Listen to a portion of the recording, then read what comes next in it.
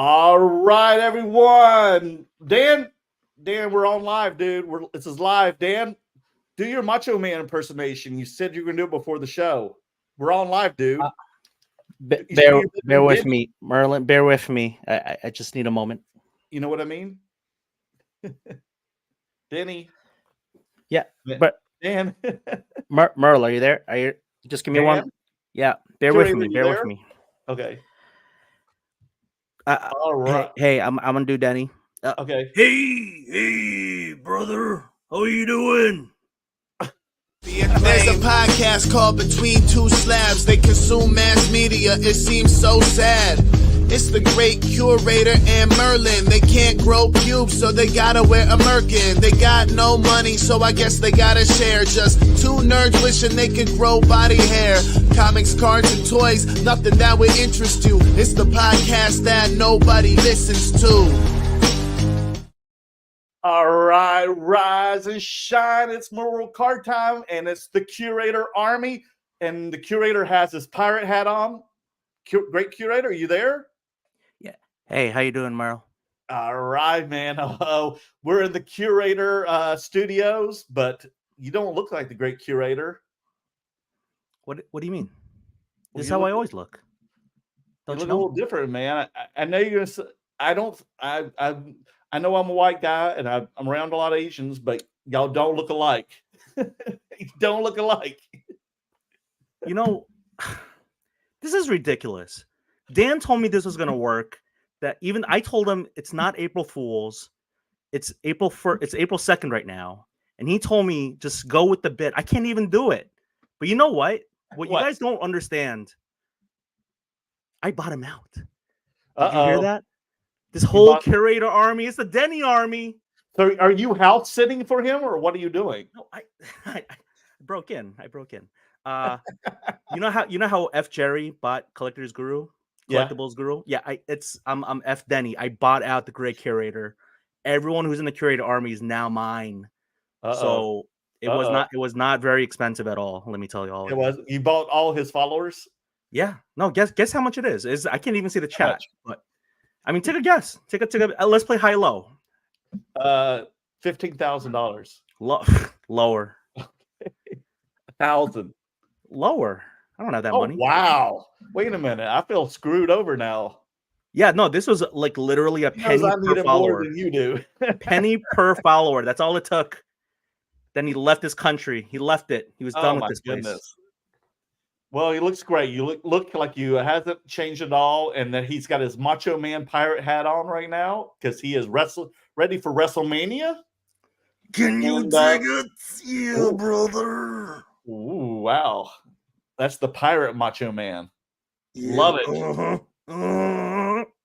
So, Macho Man, we've got a few things to talk about in today's episode. We've got again, we're going to talk about WrestleMania since you are Randy Savage. Let's talk about what you predict, some of the rumors, what you're looking forward to see, not to see, what cards you feel like investing in before WrestleMania, and what cards do you think you should invest in after WrestleMania? How about that? Let's talk about, you told me about Darren Rovell's new Collector launch. I know nothing about this, so you're going to have to inform me and the rest of the viewers. Also, Jeff Wilson's Cards HQ, utilizing the new scanning kiosk like a Target store. When Dan and I were there a few months ago, he showed that to us. Actually, I bought some Taylor Swift cards and everything, and I saw how it got scanned, so we'll talk more about it, about their innovations at the Cards HQ. Also, Topps Big League influencers. Let's you said you want to rank them from the who deserves the card the most to the least. We'll talk about that. You want to also discuss about middle-aged Mutant Ninja Turtles, and I don't think you're just talking about you and Dan, and because I never got into Ninja Turtles after my time. So y'all are the two middle-aged men talking about Ninja Turtles. And then last, I would love to talk about my Type 1 photos that are on auction right now with Heritage and Golden. And I got a few other buddies that also have photos on there right now with Heritage and Golden. And we'll be doing a live stream later this week. So we'll talk about that by the end of the show. Sound good to you? And also, what's your plans for the National? So let's discuss. So how you been, buddy? How you been since I saw you at the National? Oh my goodness, what a whirlwind. It's been so much fun. Every day is a fun day in the hobby for me, despite what everyone tries to, some people try to bring me down and they say, no, Oh, you cannot dip my bucket. No, you cannot. So can't I dip am the here. I am ready. I am so energized. I can't believe it took me this long to get onto this podcast, but I'm here in Dan's absence because he may never come back. He might be gone. I mean, he might have had enough. And so Merlin, this is kind of our test trial. If people like this, maybe I take over. I bought him out, so maybe I take over the podcast. Well, hopefully you'll dust off all the toys in this display case. Yeah, I'll liquidate all that. Just send me an offer. 25. You're gonna have a yard sale? Yeah, yard sale, absolutely. Estate sale. Yes, absolutely. All right. How much are those figures? I'll be down there. I'll be down there in 2 hours, okay? Yeah, I mean, I'll cut you a great deal. Easy deals here. Easy deals back here. So tell everybody more about Denny. If for the people who don't know about Denny's cards, how'd you get into the card hobby, and what made you want to get into being a social influencer, a content creator? This was not part of the agenda or the talking points. I know, at but all, Merle. let's give a little short synopsis because we this is the elevator. Look, less than 5 minutes though. Less than 5 minutes. Well, I was going to tell my Andre the Giant story about Madison Square Garden when he died, but okay, we'll get to that maybe in a little bit. You were there with Andre when he died? Yeah, I was in Madison Square Garden when wow. I think it was Fink. I think it was the Fink who made it. I don't think it was Oakland. I think it was Fink, Howard Fink, who made the announcement, and he was like, "Ladies and gentlemen, Andre the Giant has passed away." And I remember I was a kid. Sounds delightful, man. It's a good impersonation. Yeah, I mean, I got thousands of them, just waiting for my cameo.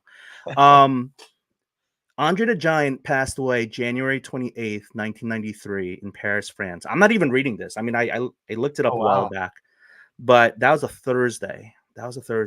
And I was 10 years old, and I was in New York City. I grew up in Queens, and at that time I was collecting cards. So I mean, this is card related, but I was never part of the Boy Scouts. I mean, my kids, I'm so glad that they are, but but though at that time my friends in the area were, and I was not in the Boy Scouts because my family didn't know what that was.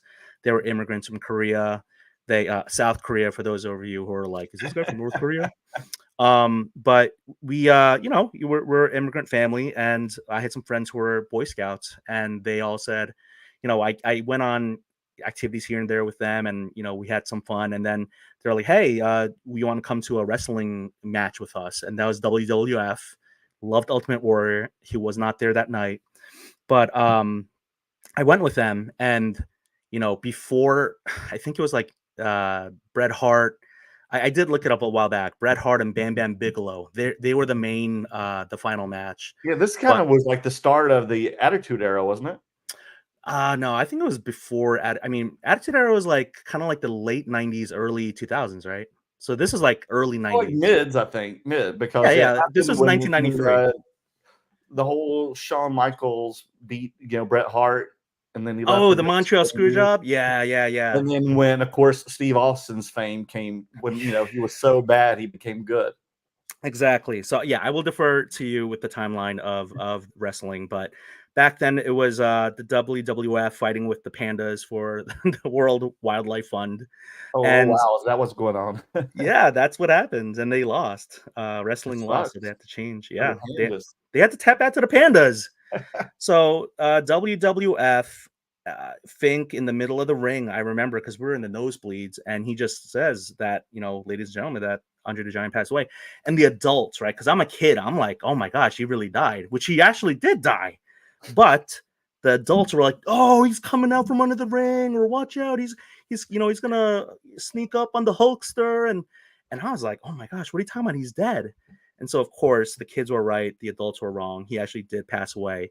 So if you look it up, January 29th, 1993, it was a house show, which I didn't even know it was called a house show back then. I just thought it was just a show. I didn't know about the whole like TV. Yeah. So I was in Madison Square Garden, and the Fink announced Andre's death. And ever since then, that's a weird way to say. Ever since then, I was a wrestling fan. But you know, I kind of like the hobby. I was kind of in and out of wrestling. Loved it. Stopped watching it. Loved it. Stopped watching it. Just depended on what was going on in my life. But same thing with the hobby. I mean, I've been in this hobby since I was 10-year-old, chasing Michael Jordan cards. Wow. But you know what's funny is you know, at that time, Shaq was the big deal. I mean, Yep. I remember there's this one card, upper deck card, where it's a black background and just 3 Shaqs like standing, jumping, and the upper deck. dunking. That's the only card I ever wanted. So, but ever since then, I've been in and out of the hobby. But you know, a lot of people the best nickname someone ever made for me was I'm Denny No Cards. So apparently I don't collect cards. So that's what the trolls say. So thank you very much. So you got started in it during the junk wax era, pretty much. Yeah.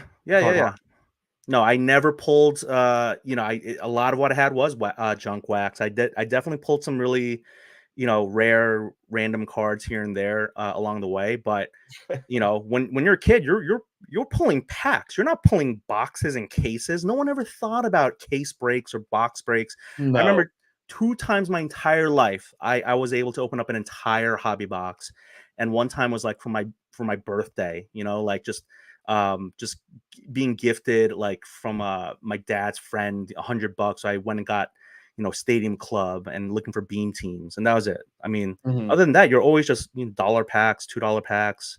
That's it. So I don't want to talk about all really that expensive back then. Yeah, I mean, I remember there was a couple of packs. What was it? Stadium Club. I think it was like $5 or $6. Yeah. Flair Showcase. Oh my goodness, Flair Showcase. How much was Flair Showcase? SPX and all that. I think it was like $5. Like $5. Yeah. There was nothing more than $10. So they didn't have breakers back then. I don't remember any. Just break dancing. Why are they going to show it all? There was no internet. There's no internet. Provider. Just the Beckett magazine. Yeah, unless you had a membership to AL and a good modem.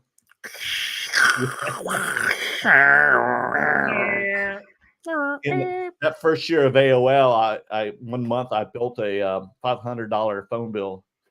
You've got mail. Wow, I know, $500. Right? Yes. No. And they would charge you by the hour. Do you remember when you had to use like texts were like 75 cents per text and like you know, 5 cents a minute, but you had to wait after 9 p.m. and, you know, nights and weekends were free? Can you imagine the amount of how few trolls there would be if like social media went back to like some sort of like model where you couldn't have unlimited internet? You had to like pay for like, you know, for internet service. People would choose their words much more carefully, I think, if that was the case. Oh my goodness. Oh yeah. Well, things changed a lot, especially with the pandemic. Things got a lot faster. Yes. Streaming went faster. Shareware went faster because people needed to get it. You know, we're working from home. They needed to get in and out fast. Yeah, so and tools got better. From a hobby standpoint and content consumption and creation, everything's faster. It's like when people consume content, they're just scrolling. People don't even like things anymore. They don't even like. They just scroll. Yeah, why is that, Denny? Explain to me. Why don't they like things anymore? How do you get someone to like your stuff? I don't know. You know, for me, so I was gonna joke that you could just buy all these likes and follows. Those 2 metrics, though. Okay, so here's the thing. Okay, this is not part of the show notes at all, but let's talk about it since we're here. Followers and likes are vanity metrics. Okay, right. They really, there are people who buy them, and more power to them. Like I am not going to tell someone how to spend their money. If they want to do that, go ahead and do that. And we've had a few people who have done that. We know a few people. I don't want to say their names. I mean, I'm not. Maybe if I was. We mentioned some last week though on the show. I don't watch the show. I don't watch this. Apparently, how dare you? Let's click you off. But they're not ashamed about it though. They're very open about it. Yes. So more power to them. You can't really buy engagement. People who comment, people who like, share. I mean, not like people who share your content, people who save your content. I remember some people are like, "Who saves hobby content?" And I'm like, if you have good content, people will save it for later, or if it's educational, especially if it's educational, they will save it. But I think the reason people scroll a lot is because there is just, especially in the hobby, there's just so much bad content. How many times do you want to see someone go, hey, would you give me 200? Oh, I'll give you 100. Oh, 100, flip a coin, 150. Okay, done. It's like, and these are content, and I'm not going to say anyone by name, but these are content creators who have platforms, community following, and they have they have like a social media team, they have camera crews, and they can't come up with better content than how to make a deal at a card show for $2,000. It's like, okay, we get it. You're good at talking, and you've got a card for cheaper than you wanted. Okay, like why is that? It's like we accept that as content now. But what would make good content? What would you rather see? I don't know. I don't make good content. I make terrible content. I don't know what the secret formula is. I don't know what the magic thing is. I know a lot of people are obsessed with the algorithm. One thing I like about Dan, if I can give him a little bit of credit, is he kind of like me. Like I think we have a very similar approach that we will just kind of go with our heart, or we'll go with our gut, and we'll just make things. Like a lot of, like I know there was like this lead up to kind of like tonight and like all this like back and forth goofing off and the Macho Man stuff, but it was all in fun, and like there was no like malice behind it. We definitely kind of like, some people took it seriously, and I literally said in one of my reels, it's all a shoot, it's all kayfabe, and people still didn't believe it. And I'm like, I'm literally telling you it's kayfabe, and people were getting like, hey, oh my gosh, that guy's terrible. And it's like, did you not read the post? But again, people are just consuming content so quickly nowadays that people aren't really slowly. How can you not know that you're goofing off? I don't know. I'm not going to insult anyone's intelligence. I think some people people definitely take my content by face value because, that's the type of content that I make. But, it's not like I got to have some fun. Like, we all bust each other's balls for fun too. We're, a small community, and we're just all having fun. And it's not the time to take things seriously. Yes. There's too many fuddy-duddies in the hobby. There are too many people who are just so like, you get so upset so easily. They're so upset. Like, really? I mean, they're like losing hair. What one of my posts is serious post? Tell me, please. The one about I can't. Exactly, right? Yeah. I don't really consume your content, Merlin. I'm sorry. But that's another thing. I mean, I have so many people that come up to me at shows and everything. Like, oh man, I was like last week I was in San Francisco, and so many people up there have never personally met me before, but they've watched our show or they've seen my content. And man, if I had a point or whatever for every person who said they've watched my stuff and they talk to me, and I know from them talking to me that they have actually seen not just Between Two Slabs, but they've seen Merleworld cards content. And I'm like, well, damn it, couldn't you like it? Like, yeah. Like, I feel like there was 100 people there that saw the same post, but I only got 10 likes off that post. I know they saw it because they told me about it. What lies in the hearts of men? I don't know. It's such a fickle bunch. Try to get hobbyists to do anything, they can't. I mean, we're just a very quick bunch. We just want to move on to the next thing. So I know, right? I don't want to bore everyone talking about this nonsense. I know. Well, this is the beginning of the topic. This is the way we break the ice and everything. Yeah, I think maybe what I need to do then is wear my Duck Kings costume, my Dunkin' Donuts outfit. Oh my gosh, a lot of likes. That thing was amazing. It was. I remember. I saw it. Was it 2 weeks ago? Yeah, no. That's why I got rid of the pirate hat. It was too hot. It's too hot. It was so hot. I was gonna wear it in Dallas, but the weekend we were in Dallas, it was over 80 degrees. And this thing is thickly lined. But I wore it last week in San Francisco where it was cold and it felt very comfy because at the Cow Palace it was freezing. That makes sense because the Northeast, where Dunkin' Donuts is mainly based out of Boston, Massachusetts, it's such a cold place, and got the Affleck, Affleck brothers and Damon and Brady, all that. And Ice Spice, you big Ice Spice fan? No, I've heard of that. I do not. I'm not. I remember her from the Super Bowl. The reason I say that is like I was like Taylor Swift at all the football games. I can't even. I don't. the Grammys, music is the thing that makes me feel the oldest. Oh, dude, you're 13 years younger than me. Yeah, I know it all though. it's just music is so little, babies this and little that, and I don't know. Like, Well, let's call you Little Denny. Little yes, Denny. little Denny. Dan said the same thing earlier. He's like, I used to love watching television and movies, and then now I don't because of the hobby. And I used to love watching shows and movies. Like right now, I'm trying to watch True Detective. Oh, is And the new one with Jodie Foster? yeah, no, Is it she's good? so good. She's so good. I need to watch that. Jodie Foster is so good. But it's like the hobby. If I'm not making content, consuming content, grading, what's around me, like trying to sell cards, putting things up on eBay, trying to help someone out, DMs. I don't know. It's just that there's always something. Like I'm So looking you're around. saying you basically do the same things that not only that Dan and I do, but the rest of the viewers do. You kind of live the same kind of life. Yeah. No, what am I doing making different? Content, watching content, buying cards, selling cards, being on the internet, looking at auctions, doing this, going to the shows. You're doing everything. Yeah. I mean, I got my own podcast, The Card Diary by Hobby S. Thompson. Please subscribe because I want to. Can you say that one more time? Can you plug that? Oh yeah, The Card Diary, Diary, by Hobby S. Thompson. It's kind of like it's a play on the word. It's a play on the author and the title, The Rum Diary by Hunter S. Thompson. And I just try to wear my different hats and have fun and figure out what I like to do in the hobby and what I don't like to do.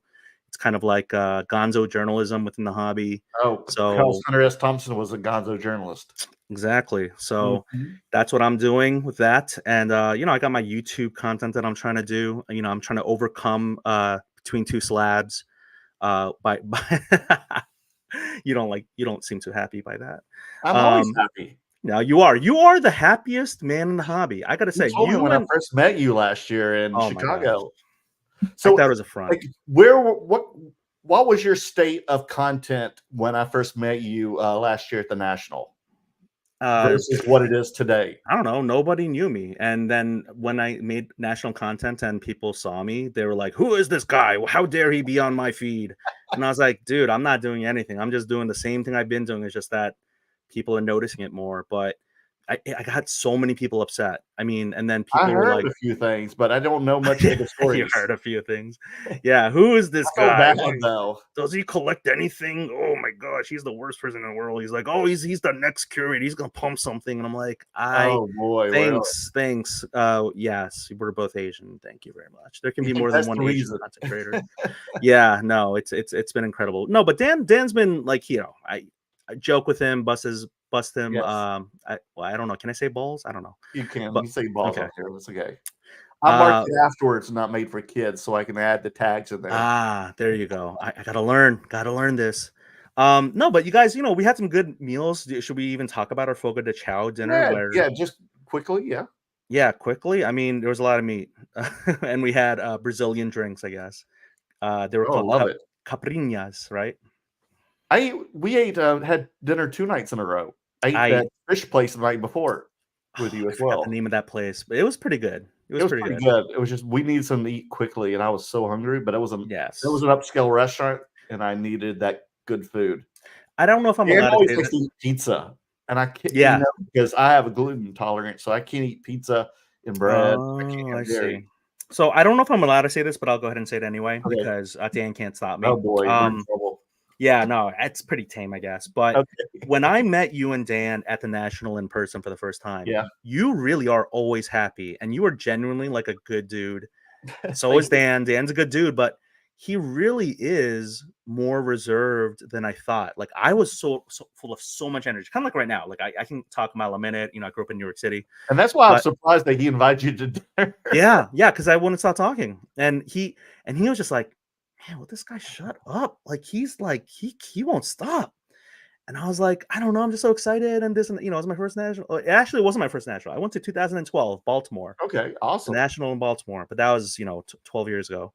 But Dan was still very nice, but I think he definitely he's always super nice, but he's a little reserved. He's an entertainer.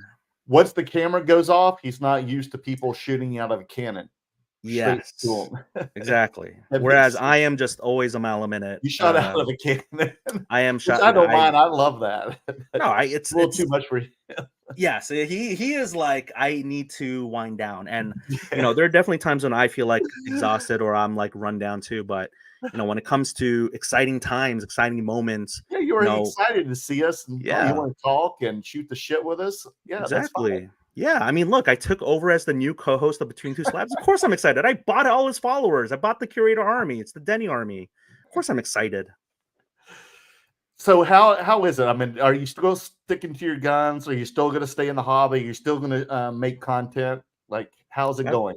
Why would I stop? I love I don't it. know. You tell me. I love making content. You know what? There are some times where I'm like, what is it? It's all, look, this is all AI. This is all fake. This is all what is it? Jimmy's not real. Wolf of Wall Street. Fugazi. Fugazi. I mean, look, this is I hope to never, because I can't say I will never, but I hope to never lose the underlying principle that this is all a hobby and supposed to be fun. I know there are people out there who are trying to make money, and it's a business and it's a full-time thing. I mean, that's more power to all those folks, but I made a joke in one of my recent reels that there are people out here who are losing their hair, like Dan, bald people, because of all the stress in the hobby. And it's like, I hope to never get so stressed out, which is why I don't deal in like, a lot of 4-figure, 5-figure cards. Like I can't, I am perfectly. Anyone is recently. Not many people are anymore. I mean, yeah, it's like all the drug money in the hobby. Oops, should I not have said that? I said the quiet part out loud. Sorry. Because I mean, I don't see you at these, big international card or national card shows like at Dallas or anything, because I know you got to stay and work and hang out with your family. But you probably go to the local, like regional shows, don't you? So Chantilly's this weekend, first weekend of April, and I don't want to get into the particular reasons or specifics, but I'm really sad to say I won't be able to make it, except for maybe one day. I don't want to talk about specifically family obligations, but I know that it's 40 minutes away from my house. It's like if I lived in LA and it was Burbank Card Show. It's just that I can't make it for the whole weekend. I'm gonna try and go one day. Oh well, that's better than none. Go one day. Yeah, and I'll be honest with you, like being WrestleMania weekend, I really want to go to Philadelphia. I forgot you're so close. Philadelphia, 3 hours away. I wanted to invited me. I would come and stay with you all. yeah, absolutely. Yeah, come down to the podcast studio. Done the WrestleCon too. Oh, WrestleCon. Yeah, no, I mean, I was trying so hard to get a media badge for WrestleMania, and working behind the scenes. I'm glad it didn't work out because I don't think I would have been able to go. But I will say that there were many competing interests for this weekend, and the thing about missing these shows is there's always the next show. Like I couldn't make a Culture Collision in January. I hope to be there in September. Dallas, I wish you had come down and joined us. That would have been great if you had. No, it's a matter of time. I mean, at the very least, in 3 short months, it'll be national in Cleveland. So I hope to see you guys there and break some bread with some of you, some of the listeners or the watchers. I don't know. I can't see anything in the chat, so I guess that's good. Go to the chat. What are you on the phone? Oh my gosh! I just switched over to comments. There's like a ton of comments in here. Yes, of course there are. Heck? Oh, I was in private chat the whole time in StreamYard. Oh, Denny. Oh my goodness. Okay, Happy National Peanut Butter and Jelly what Day. Are you what have you been collecting lately? Just in brief. What I mean, let's see. I was trying to get into a little bit of wrestling before Dan started making fun of the cards that I was buying. Will be WrestleMania. My bread and butter, like I was talking about with basketball, 90s basketball. I love it. That's my bread and butter. Basketball. I mean, it's that's me chasing my childhood. That's the nostalgia. Because you were a teenager in those years. Yeah, I'm tweener, teenager. Yeah, definitely. And then college. Yeah, and then baseball. I never played Little League. I always played pickup basketball and things like that. And so basketball's the main one. Football, I went to University of Florida, which is a huge football school. So, definitely root on my Gators. You went to UF? Yeah, I went to UF. Oh, sorry. You're still. Yeah. We'll still be friends. You know, I went Yeah. to UT. You went to UT Tennessee, Austin? Knoxville. Oh, University Knoxville. Oh Yeah, gosh. I'm Yeah, that SEC, buddy. that SEC East. terrible burnt orange. Oh, Oh, yeah. Florida fans. Brr. Ugh. I've been But to the swamp for some games before. it's crazy. There's It is. nothing that compares from a sporting event, live spectator. I mean, maybe a WrestleMania. I don't know, but like SEC football, right? I mean, not Oh, just I some, know. No but one all of them. understands it. Dan doesn't understand it either. No, What no, SEC football or football in the South, pretty no. much, or sports or college sports are pretty Yeah, much in the South. yeah. No, absolutely. Or No, the East Coast in general. Whole right. East Coast is that way, I think. Yeah, below the Mason-Dixon line. Yeah. But no, it's I football is always there, and it's easy for me to transact in football. You know how Right. everyone says like buy what you like, collect what you like. I find it easier to buy football and move football because I have no personal strong attachment to these ultra modern quarterbacks. But as we know, for the sports card side of the hobby, that's what gets transacted a lot. So So you do buy the ultra modern quarterbacks that or the prospects. the way I say it, I'm not in here to make money, but I would love to self-fund the hobby so that I'm not taking so much out of the personal finances and the family, commingled funds. Right. So what I would like to do with transactions in the hobby is really to fund the collect what you like part, which is the collector side, which is the 90s basketball side or like the pre-Panini stuff, because that's what is evocative. That's kind of like the childhood hole that I'm trying to fill. So like when it comes to even baseball, like, I'll get into more baseball. I want to learn more baseball. I know a lot of people trying to learn hockey because of Connor Bedard, and maybe that's like a short thing. Do you have But it really, card yet? do I have I pulled a Wow. Connor Bedard, not the Young Guns, but one with my nephew. I talked about on Instagram for a brief moment. But for me, and I was going to kind of talk about this in my own podcast, but I'll just kind of do a little reveal here. Is when you are able to transact or collect or just have cards of different sports or genres, it really opens you up to different types of collectors and a different collector base where you're able to have conversations, you're able to have transactions, you're able to just engage with people from that particular subset of the collecting culture. And so what I love about collecting is, getting to talk to people, figure out what what do they collect? Why do they collect it? Like, I love that stuff. I know some people are here just to flip and make the money. More power to you if that is the case. But for me, it's really about the people and the stories. I love that because that's almost like the psychology aspect of all of this. Mm-hmm. Definitely. So are you even collecting non-sports like Dan and I do, or are you mostly sports guy? I will. I don't think I've publicly admitted this, but I have not. The only Star Wars I watched was, what is it, number 4 or number 5, or 1 or 2? The New the Hope? one, the one with the little Anakin Skywalker. Mark Hamill? No, the one. Oh, the first ones, like 1, 2, and 3. Episode. Yeah. The You know what ones I'm that talking came about? out in 99. Yeah. I saw that in the theater. Yeah, Okay. I Jar didn't Jar watch. Binks. Yeah, I didn't watch Star Wars when in the 80s and all that stuff. Like, I mean, I don't know. I'm not trying to say I'm a Star Trek guy, but I think I might like Star Trek more. And they don't have those cards other than like some really old ones from like the 80s, I guess. But I don't collect Garbage Pail Kids, whatever, Star Wars. That wasn't my childhood. That's other people's childhoods. But I mean, that's not Or to the say that. Disney cards. Yeah, Lord kind of sounds fun. Disney 100 Cacao. I have some of those cards. They're You have any of fun. the Topps Chrome that came out? The UK version. Yeah. I was not able to get my hands on any of the UK stuff. It looked really nice. I know a lot of people hated the autos because they're like, that's not Donald Duck's autograph, but it's like, well, you just Well, who is it? It's a facsimile, I think.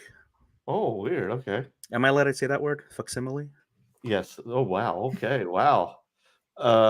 So let's talk about WrestleMania. So you saw wrestling 30 years ago, pretty much when Andre passed out. I want to ask you before we move on, what was the main event for that night at Madison Square Garden? Yeah, I think I said it. But I think it was Bret Hart versus Bam Bam Bigelow. I know. Yes, You know what's amazing? That was, oh my I think, gosh. WrestleMania that year too, wasn't it? Yeah.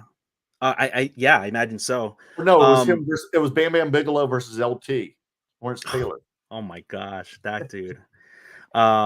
If anyone's ever seen Any Given Sunday, this is one of my favorite, not just like football movies. This is one of my favorite movies. Any Given Sunday. Oh my goodness.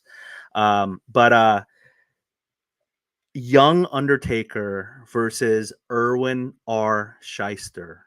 IRS. I remember that match. Mike Rotunda, who's also Bray Wyatt's father. Oh man, rest in peace, Bray Wyatt, man. Just are you gonna watch that new documentary on Peacock? Not a sponsor of this podcast. I'm sure. Yeah, it'll make me sad, but I'll watch it. I know. No, Bray Wyatt is a fascinating just performer, entertainer. I mean, great wrestler too, but I mean, just talk about someone who is so unconventional but so beloved. I mean, fantastic.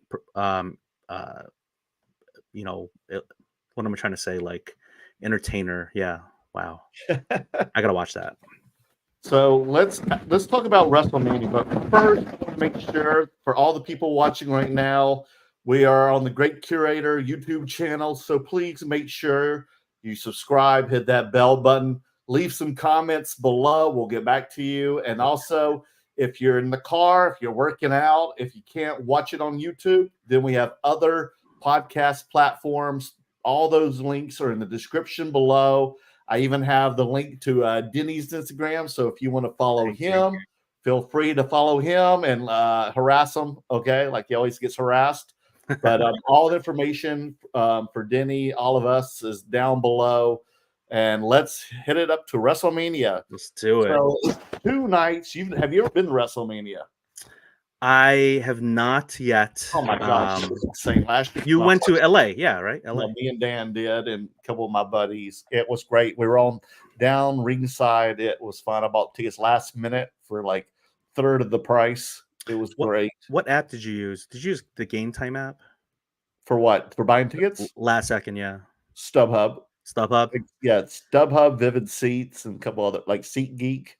I not a sponsor, but I was gonna make this real. I haven't made it yet for Instagram, but I bought tickets to a Wizards game, which I know is such a bad, not a great team, but it was my son loves the Boston Celtics, and so we watched the Celtics Wizards, and we bought we bought tickets last second when I was already downtown in DC and parked the car.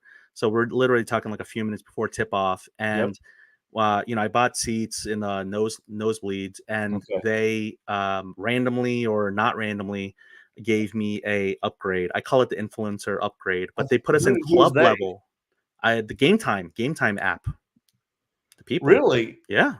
I did not know this. Okay, no Game Time app. Wow. Yeah. So if there are available seats to upgrade you into, they'll just upgrade you for free. So I paid like $100 for $300 a piece tickets. I was like, oh my gosh, this is amazing. $100 total or each? No, 100 each because it was the Celtics in town. If it was anyone but the Celtics or the Lakers, Wizards games are like they'll pay you to go into the stadium or the arena. Oh wow, good to know, man. I should have. Yeah, I bought my tickets last week for the West Regional on SeatGeek. Then I resold, since Carolina lost on Thursday. I resold them on StubHub. It's okay. Shit happens, but I was bummed, and Arizona lost. So unfortunately, I had to sell the tickets for like a tenth of the price on Saturday because since there were no Arizona or North Carolina fans who wanted to purchase them, that there was really nobody there who wanted to buy them except for like local people who wanted to see a championship game. Oh well, things happen. I've gotten more luckier than unlucky. Oh yeah. So let's talk about WrestleMania then. Saturday night. I didn't even know what the lineup was. I mean, I watch WWE every show there is. I watch AEW. I watch everything, and I didn't even know what day the lineup was, whatever. So this is the first time I've actually seen it. While we're talking out loud, there are like 1, 2, 3, 4, 5, 6. There's 7 matches on Saturday night.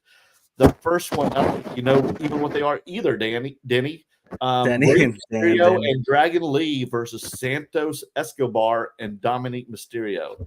So yeah, just to set the stage, they got 7 matches on Saturday, 6 Yeah. matches on Sunday, and it seems like basically every title's up for grabs.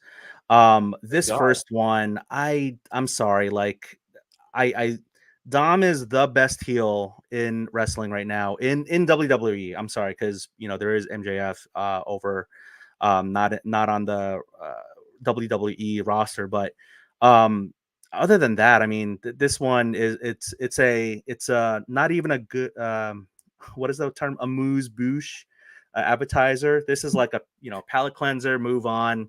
I have nothing to really say about this because I mean, Rey Mysterio, great when he did 619 in the 2000s, but Right.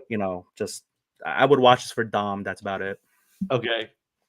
Yeah, it's kind of weird that he's kind of separated from Judgment Day for this one match.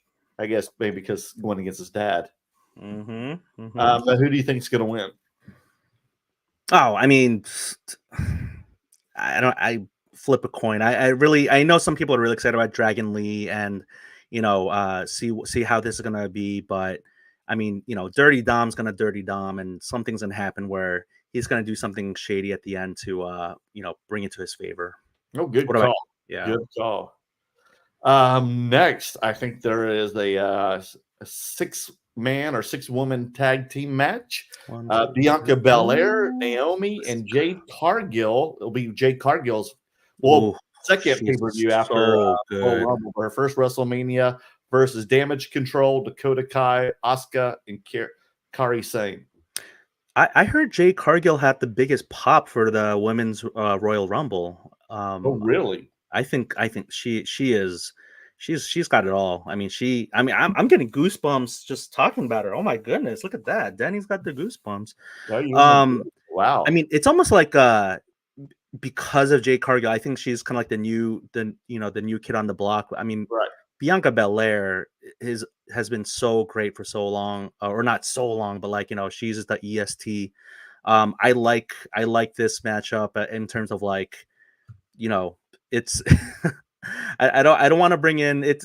I think everyone can look at the 3 on one side and 3 on the other, but like no, it's really interesting to see these 3 going against Damage Control, and Asuka is she's gonna spray someone with that with the mist. But yeah, I'm really for this one. I'm really excited to see Jade Cargill. What about you? Remember Great Muta in the 90s? Oh yeah, he always sprayed. I always remember when he first wrestled in the NWA before it became WCW, and always going against Sting, Ric Flair. I thought that was so cool when he do the green mist and everything.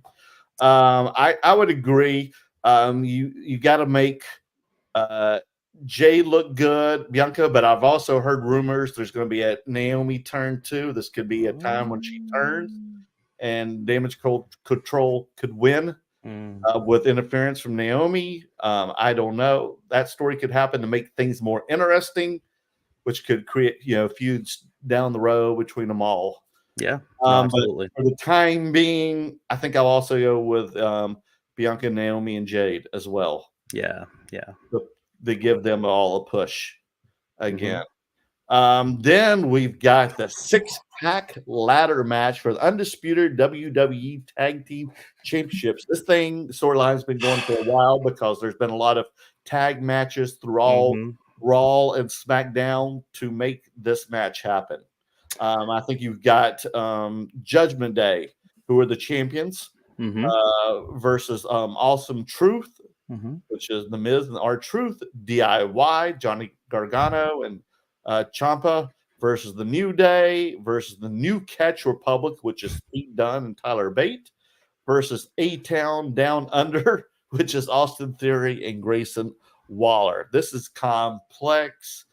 Because of the complexity of it, I think that Judgment Day will just hold their title. Yeah, I mean, it's going to be interesting to see R-Truth versus his his supposed brethren and all that stuff, and see if Dom makes an appearance too, or Rhea and all that. This I'm so excited for it, mainly because it reminds me so much of those amazing multi-tag team TLC matches, tables, Yes. ladders, and chairs. Oh my, the concerto. Oh my gosh, I mean, think that there'll be stuff. another one during this match? I would love to see what happened to the concerto. Does anyone do the concerto anymore? Like where they just get the two chairs to smack against each other with someone's head in the middle. I feel like I haven't seen one of those in a while. I mean, maybe I haven't been watching what. Oh boy, yeah, I'm scared that's going to happen too. Yeah, that's back when there was like the Hardy The Boys, Dudleys, the Dudleys, yeah, Edge the and Hollies. Christian, the Hollies. Oh my gosh, that was like those were the. I mean, I know Dan and I were ragging back and forth about what is it? He liked the Demolition, and I liked Power and Glory. I don't even know the name of those two wrestlers. Power and Glory. Yeah, I don't even know who they were. I know they were like maybe like Greek and Italian, but like they had an amazing finisher move. Like one person would do a flying elbow, the other one would do like a superplex, and it was just I just thought that was awesome. But I mean, when it comes to best tag teams, yes, Demolition's up there. You know, Legion of Doom and the Rockers, The Road Warriors, right? That was always my favorite. Yeah. No, I mean honestly, like I. And then the Four Horsemen, who became the Brain Busters and then WWF. Yeah. No, I mean that stuff is like so evocative of what back when I thought wrestling might be real. Oh wow, really? Well, I mean, when was that bubble burst for you? I mean, I don't know. I feel like I feel like From like day one. Day one? Oh man. All right. I guess I'm a mark. I really wrestled in like elementary school, junior high, and high school and college. So oh wow. It wasn't real. But my great grandparents on both sides really thought I was a real wrestler, even in high school. And they were like, they always tell me, when you finally face Ric Flair, we want you to beat the shit out of him. I hate that asshole. They thought it was that real. Wasn't he from North Carolina? Yeah, Charlotte. Yeah. But he was the biggest heel back in the 80s. Yeah, man. Yeah, that's true. When my grandparents were like in their 90s, they always thought it was real. But who do you think is going to win? I mean, Judgment Day, just from again interference standpoint. It's just too easy. I don't know who's. I mean, yeah, I don't. If there's going to be like someone who's not the champion that's going to become the champion, I think it would be Awesome Truth, because I would love R-Truth is the funniest. When he came out for the Royal Rumble for the women's, I mean, there's so many. His comedic, presence, his timing, his delivery, it's all, I just love it. And I mean, I've been bidding on some R-Truth cards. I know that like we're like barely talking about where did he come from, because I just felt like he was just a jobber, and then he disappeared and then he's back again, and now he's like, why did they give him the microphone to have his time? Because the people love him. I mean, I think, much as we don't want to say everything is scripted and it's the people. I mean, it's the big corporation and all that. I mean, historically, Vince McMahon, when he's in the back and he's listening to the crowd, he apparently and still does, and whoever it is now, whoever's running the show, like Arn or whoever, or Paul Levesque. It's just that they are, Triple H is they are listening to the crowd and seeing who's popping and who's not, and if people are loving R-Truth, they're just going to feed the crowd what it wants. Yeah, audience needs to understand how smart he is to have that good of a timing, of comic timing. Is. Yes, absolutely. That takes genius. Yes, I agree. Get there, but to be acting that stupid, you have to be very smart. Yes, you have to know how hard that is to do. It's just as hard as some of these people in the hobby who act so smart when they're so stupid. It's amazing. It's like the similar skill. It's really hard, but they do it somehow. We know a lot of stupid people in real life, but I don't think that they're acting. They're trying to act very smart, and they are not as smart as they think they are. Oh my goodness. Okay, we got brother against brother. Yeah, man. brothers. Uso, Jay versus Yeet. Jimmy. He thinks gonna win. If anyone's gonna win. I like Jay more than Jimmy. I mean, but Sure. is there going to be interference? Is there going to be a thumb in someone's throat? Oh yeah. I mean, it's going to be really interesting to see. I would love to see like a double count out, like a tie, like they're twins. That's gonna be so typical though. That's gonna be Yeah, I know. I'm getting so vanilla with my predictions. I feel like Dan's listening to this right now, being like, "Oh my!" Oh, gosh, you know he is. He's yeah, Mr. Micromanager. You know he's watching. He's like Denny's texting me going right through all now the to control easy. you. Yeah, he's going all chalk. He's going all easy answers. But I don't know, like unless I see that, is that him texting you right now? No, but yeah, I'll say Jay just to move us along. Oh no! I was inviting my friend. He texted me. I wanted to know if he wanted to go see Vul Peek with me in September.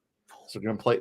They're shooting a concert film and an album at the Palladium, but he's going to go see Anderson .Paak that night, the Hollywood Bowl, so he can't go. So I don't even know that's what my text was about. A personal text. Because you got to go to a lot of shows. I don't know if you've ever heard of Vul Peek, but you should see them. They're amazing. To live in LA, I guess. Yeah, no. Live and Die in LA. Remember that movie? Live and Die in LA. I remember the music. I remember the Tupac song. Oh my goodness! Love that All right, move us along here. Let's see the Intercontinental Championship. Gunther versus Sami Zayn with what's his face in the corner, helping Chad Gable.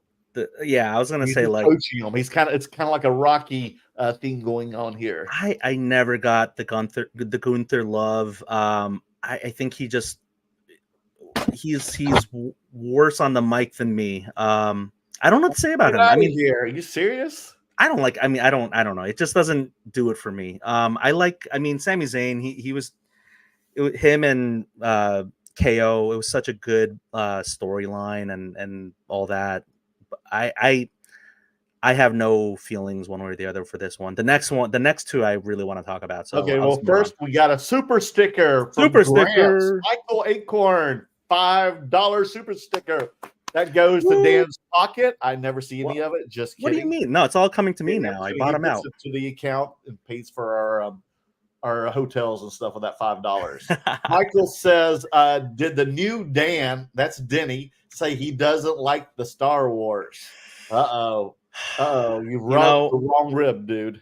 I will say, if you keep those stickers coming, I will say that I love Star Wars. I will do anything for those stickers. What can I say? No, it's just I just didn't watch. So you never saw the Force Awakens series? What is that? The cartoon? No, the last few movies that came out with the ones with Ray and all that. Is that the Hayden Panettiere and Adam Driver? Right. I know about Adam Driver. I think he was better in or not better because I can't compare. But yeah, I mean, I like Adam Driver in other movies. Yeah. Did you see the Force Awakens series?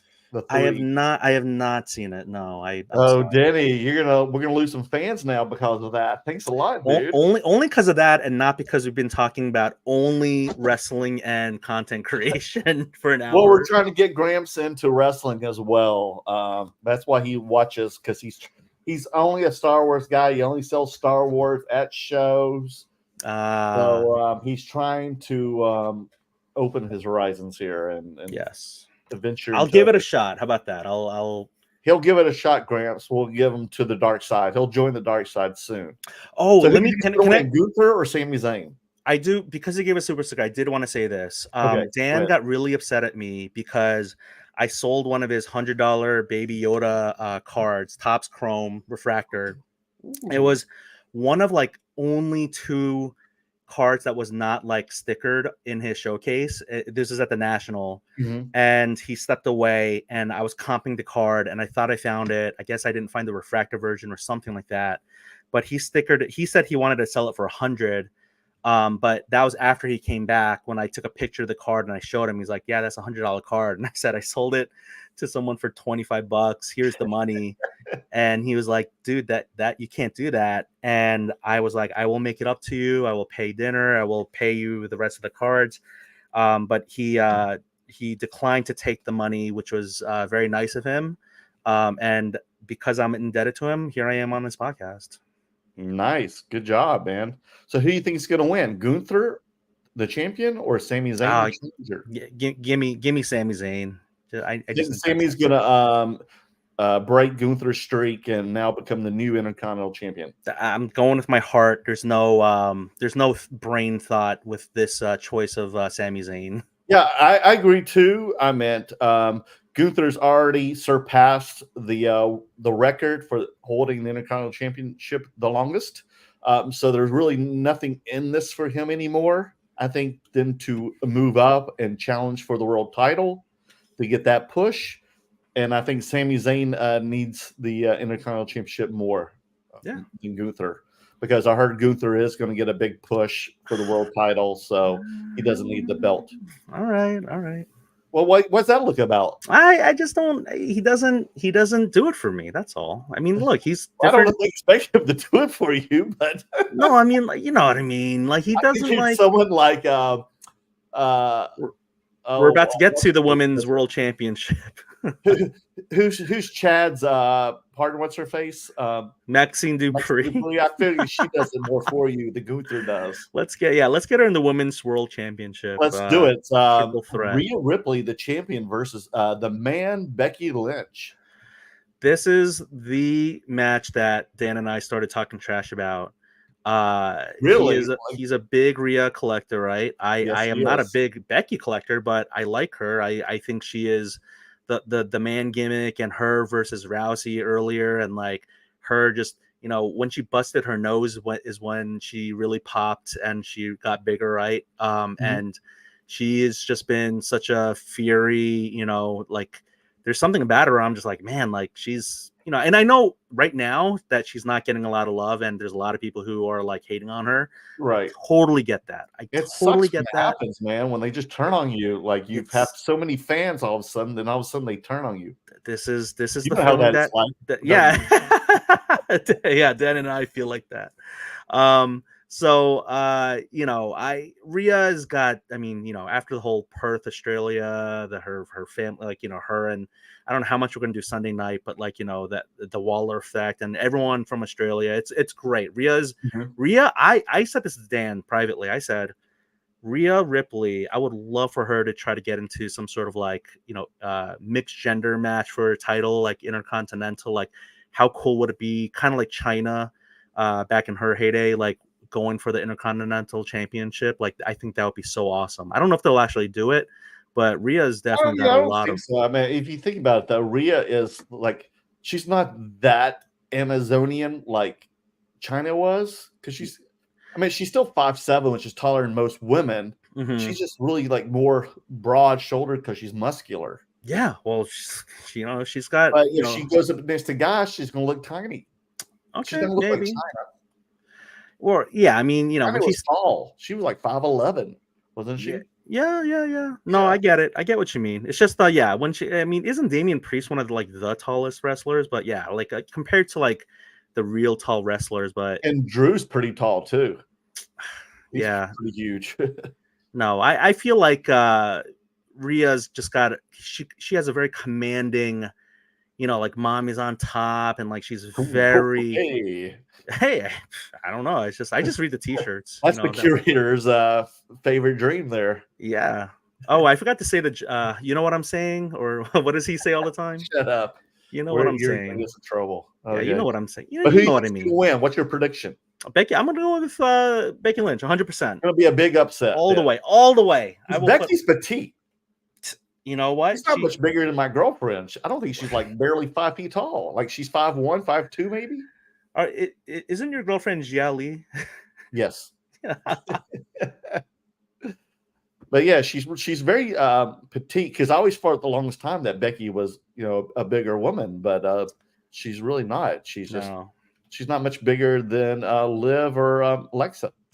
Oh man, those two are okay. You'd Yes, like to let's get a wrestling match with them. I know, wouldn't you? stop it. Stop. Let's focus. Let's focus. This is a very serious I conversation. know. Let's just Very get around. serious. So you think You think Becky's going to win? I'm talking with my heart. Just talking with my heart. I think so too, because I think that Rhea's going to come back and probably beat Becky somewhere shortly down the road again. Yeah, retain the title. Also, I heard Becky's her contract's coming up soon, and I don't know what's going on there. There's all kinds of rumors spilling around for that one, but they've got to do something because they've got to appease two people. They got to appease Becky and Seth. Yeah, we're just about to And get to daughter. the And their tag daughter. team and their daughter. Yeah. And then finally, the main event for Saturday night at WrestleMania 40 will be the Rock and Roman Reigns versus Cody Rhodes and Seth Rollins. Finally, What's going on there? The Rock has come back Oh to wow! Philadelphia. I mean, this is. Let me get your thoughts first, and then I'm gonna flame The Rock. Go ahead. What do you? What's? I thought you were going to ask me a question. Oh, do you? Okay, Oh, since I've been going first every time, I'll go ahead okay, first. go ahead. That's fine. All right, here's the thing. I think it's. They said that if Cody and Seth win, then Cody won't have interference, or that bloodline will not be at ringside. Yeah. For the main event on Sunday night, correct? Yeah. Meaning that that they're going to lose. Then I think Cody and Seth will lose Saturday night because you think everything will be against them. It's like the third act in a movie, right? Yeah. That everything's against you now. Everything's falling apart. The world is falling apart. How can you persevere over this? There's no way. There's too much against you now to win the title for Cody. And I think that's been the whole year storyline for him, that, after, you defeat one person, then someone else comes around who's even bigger and better and beats the crap out of you. I think that's what's going to happen here, which is going to play into a twist, I think, on Sunday.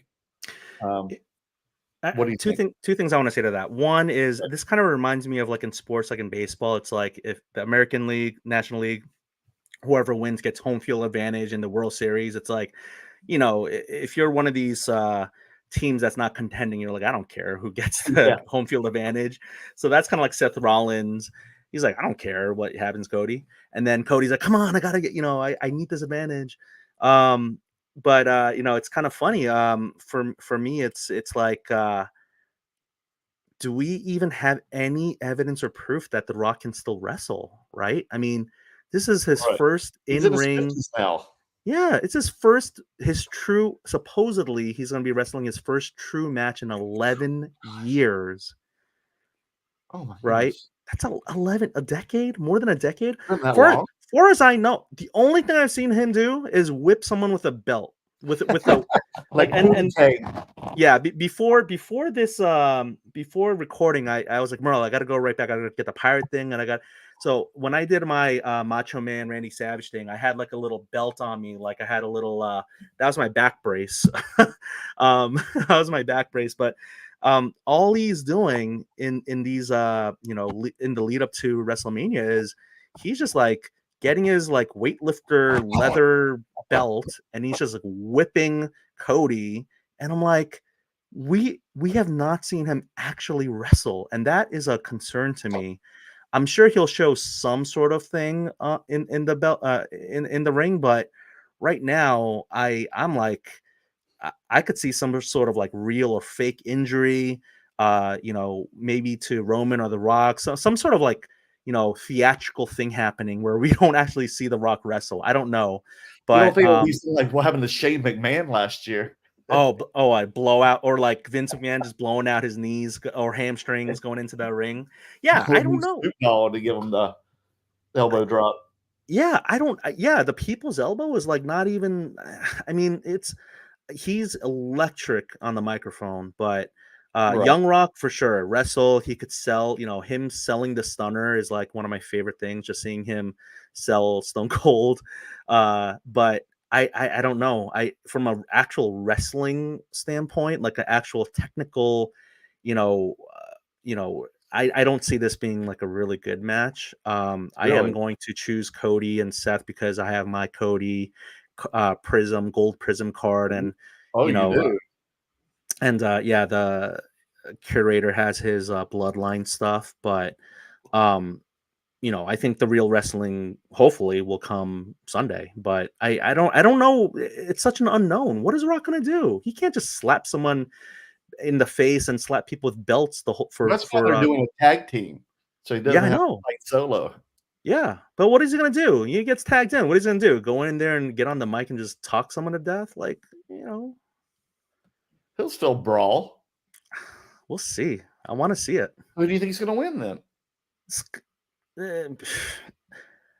I will pick the Cody, we want Cody. I'm a Cody crybaby, just like Curator says. I'm a Cody crybaby. Mark it down. He wins Saturday and he wins Sunday. I mean, oh wow, what can I say? Okay, so that's a different prediction than mine. Yeah, because you want the world. You what you want. There's gonna be a lot of twist in mine, I think. Oh yeah, no, totally. See, I think what you love the everyone loves the underdog, right? Especially Americans. We love the underdog. We love Bruce Willis in the the whole in Nakatomi Towers. He's in the he's in the Die Hard. Yeah, he's like crawling, and he's got one bullet left. He's got more bullets. He's got more band-aids than bullets, and he's just kind of like he's down on his luck, and his his wife doesn't love him, and all this stuff. Sorry to spoil it for anyone. And we want to see Bruce Willis win, and I think people want to see Cody win. But I will say one thing. There is a really big part of me that also thinks that, yes, I would love Cody to win Sunday, finish a story, but kind of like his father, what if he never, and I don't even mean this year, what if the cards, the script, whatever, what if they say Cody never wins? Oh geez. Right? That'd be tough. That would be tough. But because I think because of them losing Saturday night will make Sunday even more sweeter. But Dusty never won the big one. Dusty was always the bridesmaid. Yeah, but Dusty was always the bridesmaid. And what if there's some he won like a couple of the NWA championships back in those days before WWE? He beat Flair at like those Starcades and everything, or Great American Bash. Yeah, but he never won the WWF. No. Yeah, but he wasn't going to win wearing those black and yellow polka dotted, bikini or whatever the hell it was. What are you talking about, baby? No, what does he say? Was it Mama? The plumber's son. Yeah, I'm the plumber's son. You want to talk about hard times? Let me tell you something. Those he did were terrible. I don't know if you ever watched them lately. Oh my goodness. Let me tell you. You want to talk about some hard times? So Sunday night, day 2 of WrestleMania. Yeah, the first match we might have to Lashley and the Street Profits versus the Final Testament, which is Karrion Kross and the Authors of Pain, Akeem and Rezar. So this is your show for now until I take it over with a corporate takeover. Do you think we should really do another 15 minutes of this before getting to the other stuff? Is this like a 2-hour show? Like totally? Yeah, keep going.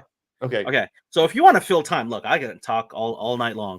Okay, let's do these predictions then. We'll move on. Oh, man, I love the Street Profits are so fun. Montez Ford is he's so athletic. Bobby Lashley is just on the decline, isn't he? I mean, he just going from such a beast and just I don't know. I'll just go with the Street Profits, Bobby Lashley. I'll make it simple.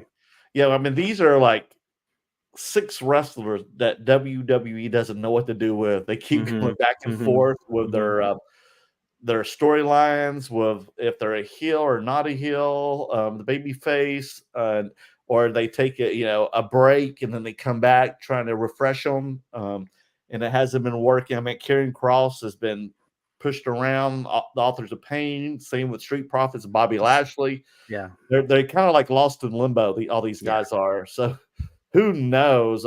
It's going to kind of suck who loses in this one, because now they're stuck back to how do we get back to square one again? Yeah. So yeah, maybe and now the Street Profits of Bobby Lashley are back to baby face for the umpteenth time.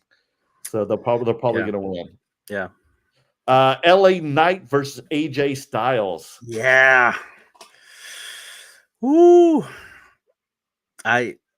Who's I was gonna say who's hotter than LA Knight right now. I mean, he's so much fun. He's talk about someone kind of like the R-Truth thing, right? It's like they really moved him up because people really liked him and just his persona and his shtick and all that.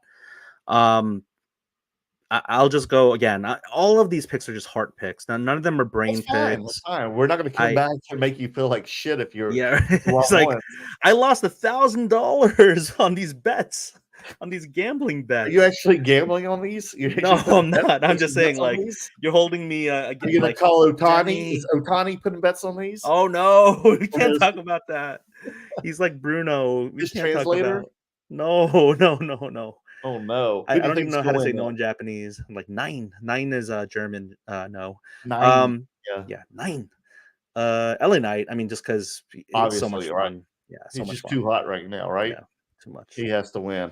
United States champion. I agree with you, LA Knight. United States Championship triple threat match: Logan Paul, who's the champion, versus Randy Orton and Kevin Owens.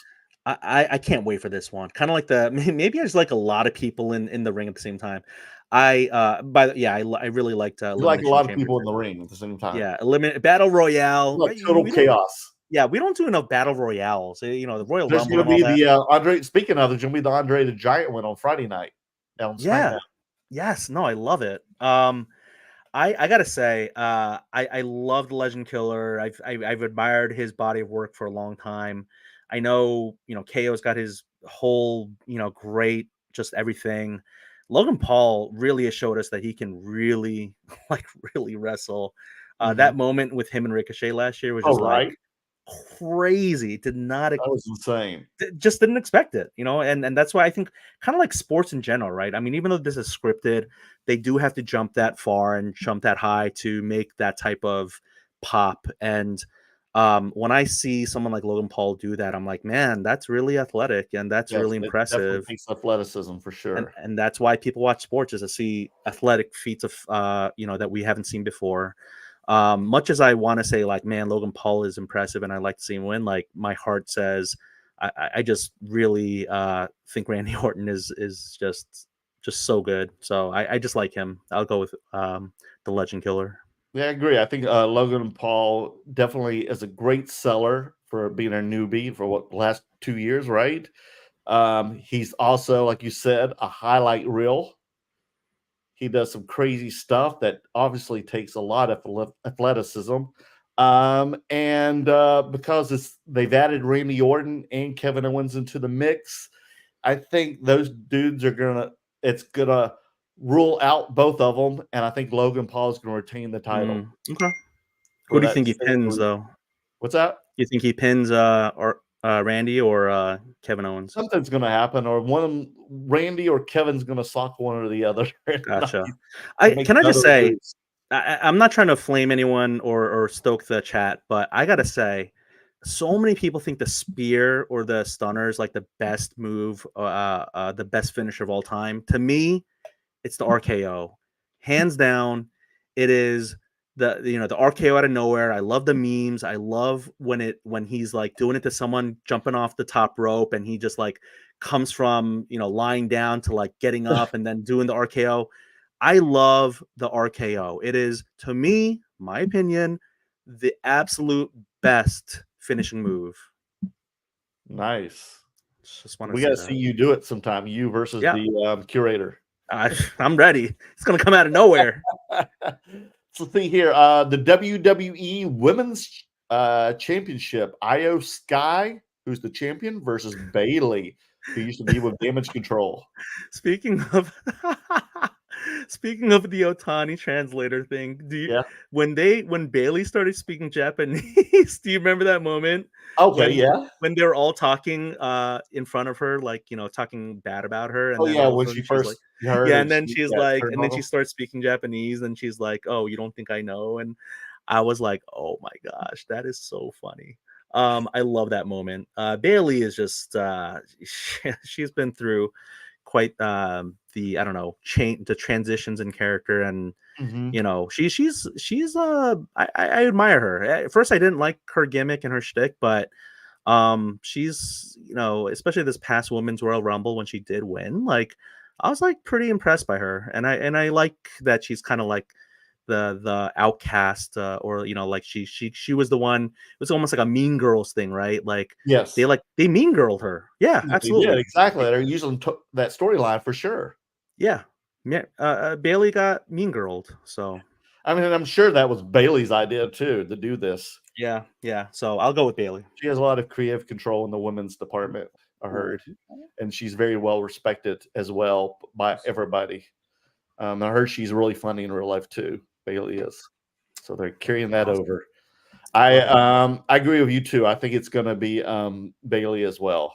She needs that push again. Oh yeah. World Heavyweight Championship. Seth Rollins versus Drew McIntyre. Will Seth be 100%? Yeah. So, man, is this where we start talking about the whole, like, what if with the CM Punk stuff? Could be. Right? Yeah, sure. Why I mean, not? like, did you correct me if I'm wrong, but isn't Drew McIntyre in here because he won the Elimination Chamber? Yes. I did not think that was going to happen. I think in that one I was rooting for Logan Paul to see if he was going to make it. But this is the CM Punk match. I mean, this should be Rollins versus Punk, I think. I mean, if he wasn't hurt, though. I'm sorry? But Punk is hurt. No, I know. But what I'm saying is, had he not gotten hurt, this would be the Seth versus CM Punk match. And that's why I don't really feel heavily invested, or like, it's kind of not that it's like a made up storyline, but like, yeah, I know they're trying to get Drew to be like, it's it's my turn, or it's me, or all this stuff, but like, to me it's not, it doesn't really move the needle, and it's kind of weird to say because it's a world heavyweight title match, but just let Seth keep it. That's all I got to say about that. Oh, you think Seth's going to keep it? Yeah. Or you just want him to keep it? I want him to, yeah. This is a personal thing for you. It's all personal. Wrestling is always personal. It's not business. It's always personal. Then we conclude with the undisputed WWE Universal Championship. Roman Reigns, the champion, versus the challenger, Cody Rhodes. Sorry, I had to burp there. I had to go on mute for that, though. It was so loud. Is that what that was? Yeah. I went on mute. Here's the thing. How many Cody blah blah blah. How many Cody crybabies want him to win? I mean, my hands up as well. A million. I mean, we all want him to finish the story and this and that. I do want him to win.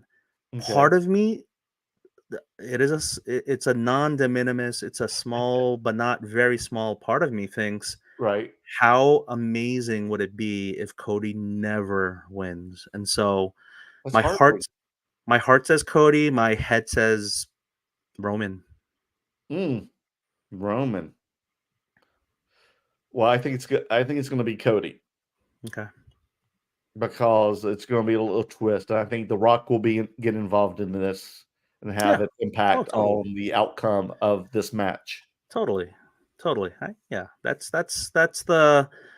the Mark's Sharp, or the Sharp's Mark. I don't, like, it's like that will roll out the rest of the drama for 2024. I mean, but let's say Cody does win. Well, what's the story after him? Because Roman, he keeps saying he's in the third inning of a 9 inning game or whatever, and we're we're just in the middle of it, You've and got there's other so much people. more story. You're going to have any more of the Bloodline members. You'll have probably Drew McIntyre. You'll probably have CM Punk. You'll probably have other people involved. Gunther. Oh, that would be Cody versus Gunther in the future. Oh, Why all not, right. man? He is the ring general. He is. When he went the longest in the Royal Rumble last year, I was just like, man, he was so forgettable to me. I was like, he's been in the ring for that long? He Who? didn't do anything. Gunther or Cody? Gunther. I was Well, like, what is? he was pretty much this year as well, wasn't he? Yeah. They're giving him such a 2 years big. in a row. I know. And Cody won both years. I guess they really want more presence in Europe and Germany. I don't know. Gunther just doesn't do it for me. I'm sorry. That's just my personal opinion. It's no German hate. I love my Belgian waffles and my Oktoberfest Okay, pretzels. so since we were talking about WrestleMania, are there any cards you're investing in prior to WrestleMania because of WrestleMania? I mean, my understanding is all the prices are already baked in. There's no like way to from a collector standpoint, all the people I named that I want to win, I would love to own their cards. Like I've been hunting for a decent, because he doesn't have like really low numbered good ones as far as I could see that are available on eBay. R-Truth. Like I would love to get a really good R-Truth. Not like what year's his rookie card? Yeah, like not a not numbered. What year? Yeah, I don't know. I don't know any of the rookie years for wrestlers. Like 07? No, yeah. When it comes to wrestlers in the rookie years, it's like like with the whole like '86 Fleer Jordan, his rookie year, like that. Who knows? I don't know the rookie years. I will very much admit that. I never purport to, say I know something when I don't. When it comes to who's investable to flip and all that, I mean, I've talked to the curator a little about it, but these prices are baked in. I mean, like I remember when I looked at LA Knights autos, months ago, and they weren't too bad, and then they've gone up, they've appreciated in value quite a bit. So that would have been a good diamond in the rough to invest in. But who knew he was going to pop like that? So my understanding of the wrestling, LA Knight was my biggest sell at the National last year. Nice.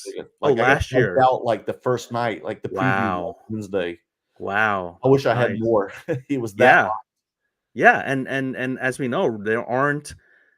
I mean, yes, all of these Prism cards and the Ultra Modern, everything's overproduced. But when you talk about the availability, the supply, we're not talking like.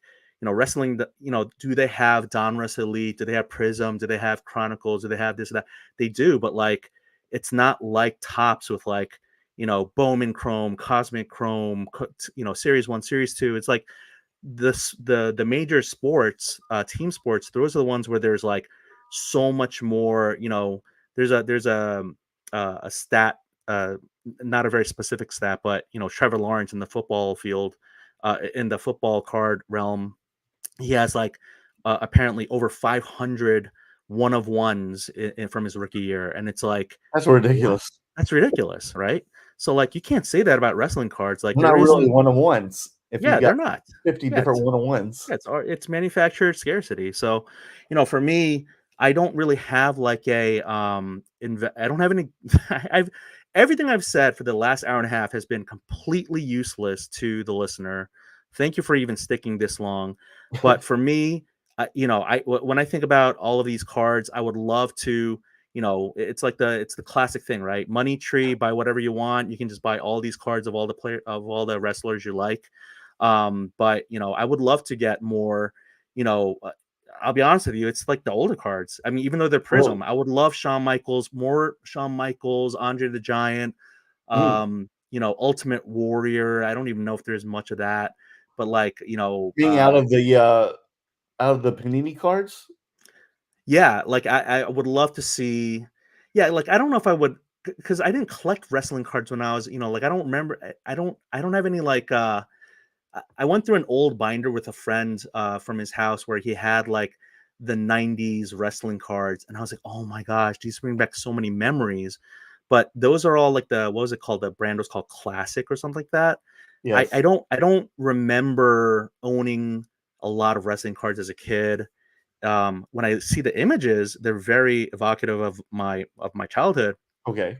But I don't, grading them and having them and like getting them signed, like that's not like of importance to me. Mm.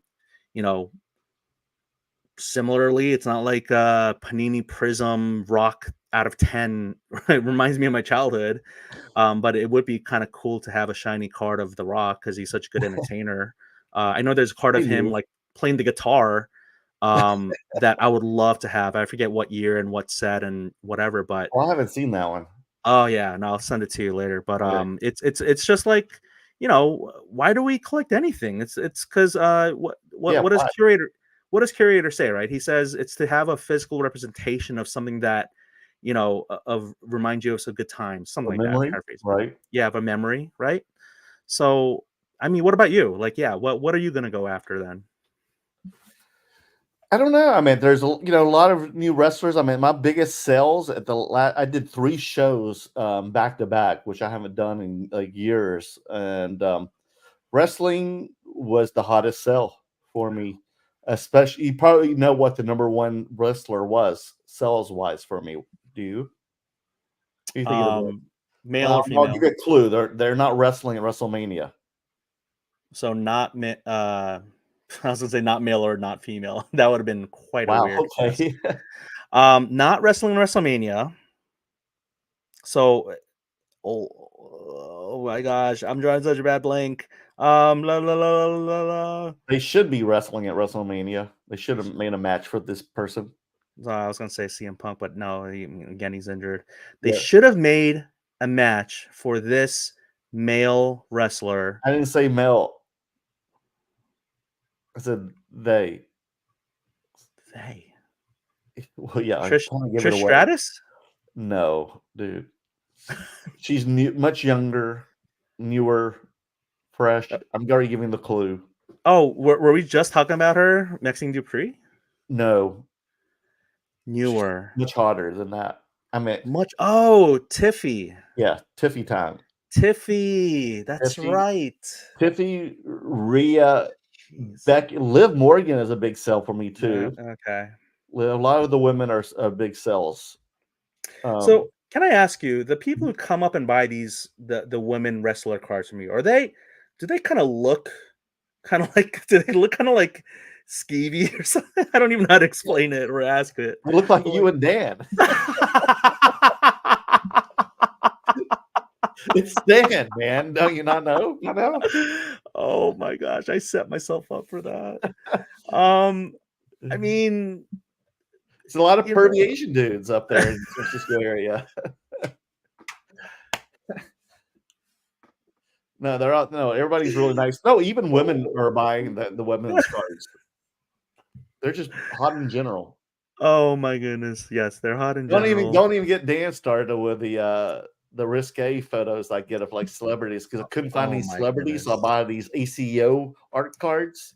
That is And amazing. I mean, they're actually taken from real photos of women. And like the most risque one I have, of course, is like Billie Eilish. That's from her Vanity Fair shoot, which she's in lingerie, but Mm, it's just kind of AI colored over the photo. okay. All these photos. So they're very, That's these stylish. women wear a lot of, have a lot of Yeah. cleavage because they're, famous, and some women have, are very, lucky to have, cleavage.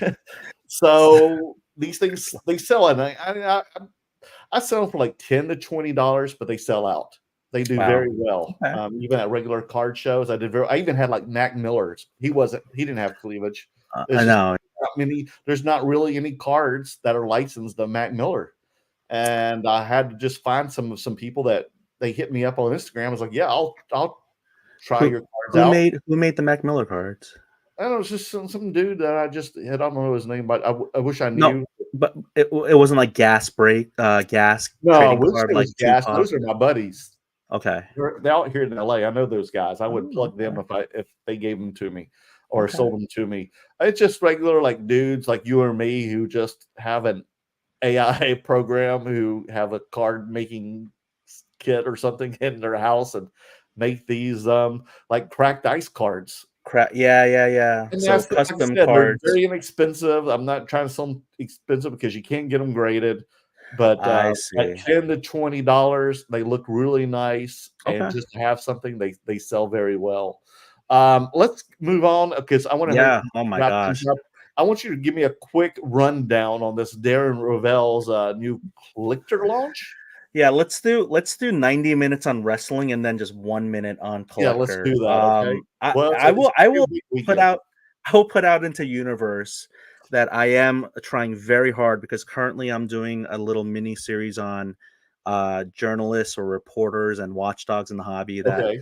Dan and I have talked about way too much, but in privately, which I won't get into. But Whoa. Okay. Darren, Wow. but Darren, yeah, I'm always I always keep my private conversations in confidence, unless someone says I can talk about it. But no, he's been Dan and I have we have good discussions about just the state of the hobby and things like that. Mhm. But I would love, so I've had some people who have been like reporters in the hobby on my podcast recently. When it comes to someone who has like true journalistic integrity, someone who, when they say something, you don't go, "Oh, is that a joke or is that April Fool's?" And I'm not trying to, kiss up to this man, but Right. like when I think everyone across the hobby would agree, when Darren Ravel says something, it's serious and it's happening. It's not just gossip mongering or rumors. It's like he breaks, and he's like the Woj bomb or the Shams Sharania of the hobby. I mean, when he says something, it's happening. So he breaks stories, and he's a excellent reporter. I mean, some people think you're only as good as your sources and your contacts. Darren Ravel has them in spades, and so again, this is not me trying to curry good favor with him. It's more of me just stating the facts that he has like the most gravitas of any person reporting in the hobby. So, like many startups, modern startups, what you have to do is get a regular word, and then you got to Okay. remove the vowels. You got to remove the vowels. Tumblr. Actually, Oh, I won't say some of the other ones that I just thought of, but Tumblr and Wrangler? other ones. Hey, you said it, not me. Just get rid of the vowels, right? So collector or collect media, it looks Oh, is like that they what got, that spells? Okay. yeah, CLL. I thought it was I thought it was collector. yeah, Collector CLLCT. I don't I without the we're, vowels. we're all learning. We're all learning as we go along. I don't know how to call it. I don't know what to say other than there were some people who are like, there's already like memes or people making fun of it. My joke is that you just got to remove the vowels and then it looks modern. It seems as if there is this. We'll see, right? We'll see if the public says that there is a need or a want or desire for somewhat of a more of a legacy media type of standpoint. Because right now, one of his writers, I think his name is or journalists, Will Stern. And the only reason I say this is because he put it out in Twitter/X. Is the current state of reporting the hobby is people during their lunch breaks just tweeting something, and it's like Right. I'm like, he's not wrong. It's a lot of people just kind of people like me, just like, hey, something came across my feed, I'm gonna just share it. Um, it would be good to have some more established, more again, like I joke about the fuddy duddies and the sticks and the muds in the hobby, but there's a lot of money in this hobby, and there's a lot of people who take it very seriously because it is their livelihood. I do think that more visibility and calling out the true scammers. I know some people hate the curator and they think he's such a bad person in the hobby. I just don't think they have seen the side of him that I've seen. I think that he is a decent Same person, here. and otherwise I wouldn't be here. Otherwise, you wouldn't be his friend. Right. But there is some true grifting and true scams and true frauds happening in the hobby. And if we could have someone as legitimate, because as we know, the whole cardboard thing, he wasn't the Gotham's, the Batman that Gotham wanted or needed, Mhm. because he was the Joker and Scarecrow, whatever. But if we can have like a legitimate person breaking legitimate news, I mean, I think that would just be a value add for the hobby. So collect media or cult, is I guess the endeavor that's going to try to do that, and I'm all for it. I mean, I have no clue how they're going to monetize it, and what does it mean for me as a consumer of that. What's the premise of this feature, this collector? What I mean, Well, premise. I mean, I don't even know. I mean, it's so new. It's going to launch at I think at the end of this week / early next week. okay. I imagine that the people who are doing it know, and right now it's a need to know basis. So And then, they haven't made it public what it really entails. I mean, there's stuff out there that's there's some rumors or gossip or people talking about it, but this is why I would love to hear it straight from the horse's mouth from Darren Ravel. Mhm. Hopefully I can get him on. I don't know, it's no guarantee, but if I can get him on, I would love to just kind of get the whole rundown of what it's going to be like. Because right now, as we know, in the absence of information, is going to be just a lot of gossip, and it's still so new. I bet I think any good company will again. What I'm saying is this is going to be a good measure or barometer of what's the appetite for this type of supposed like legacy media company. Like there is so much fly by night people doing this, and then when you have someone who is legitimate saying, I have whatever the funding or the backing, and I'm going to have a stable of reporters, and we're going to break news, and we're going to interview that person. We'll see how the will people take it on? Will they get a lot of website traffic and keep doing that, or will they have to pivot? Because they're like, wow, 1 month in, it's we don't have a lot of runway space. We can't keep doing this with such little, whatever views or metrics. I don't know. So it's exciting. I mean, it's another thing for us to talk about in the hobby. Ever since I got back into the hobby from a social media standpoint, I really feel like there's never been a dull moment. It's every week, it's something. And how long have you been in the social media Social, content? I didn't have. It's not like there's some people like, and I won't say who, but like there's some people who come from other backgrounds from social media and they come into hobby social media. Yeah. I can tell you straight up, I did not have any social media presence other than like my own personal profile. I didn't come from food content, which by the way, I would love to do food content and travel content. But when it comes down to, right, I mean, that's where the fun is, I think. But for me, like I just do this because I love it. Like, I don't make content to try to monetize it. It's just fun for me. So when it comes to me coming back into the hobby, I, like many people, I just started taking pictures of cards on the floor, bad lighting. On the floor with bad yeah. lighting. Yeah, because I didn't know about, I don't even have a light box. I have like ring lights now, but I love just taking my eBay listings. I don't even have a scanner. People think, Yeah, you need a good diffusion light with I just take pictures with my smartphone and I just have really good lighting and I zoom. You got it, guys. You got to use your zoom. You have to use. Do you crop?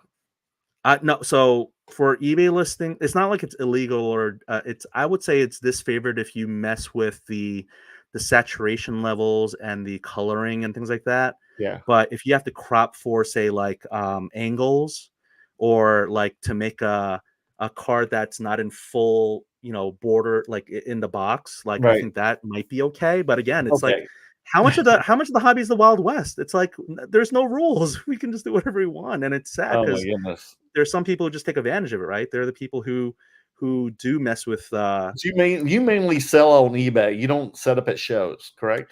I have set up at shows, kind of like again the hobby S Thompson, do everything and try everything, all that. And what was that like for you? Oh, I mean, it's such small scale.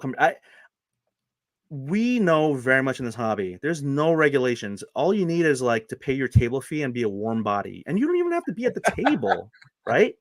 Anyone can do a podcast, anyone can do content creation, anyone can be a dealer. Like if there's a wait list, yeah, you have to wait. But like if you have money and there's a show and they have an open table, they don't ask you they don't do background checks, they don't care who you are. They're just like, they'll take your money. So all of a sudden you're a vendor.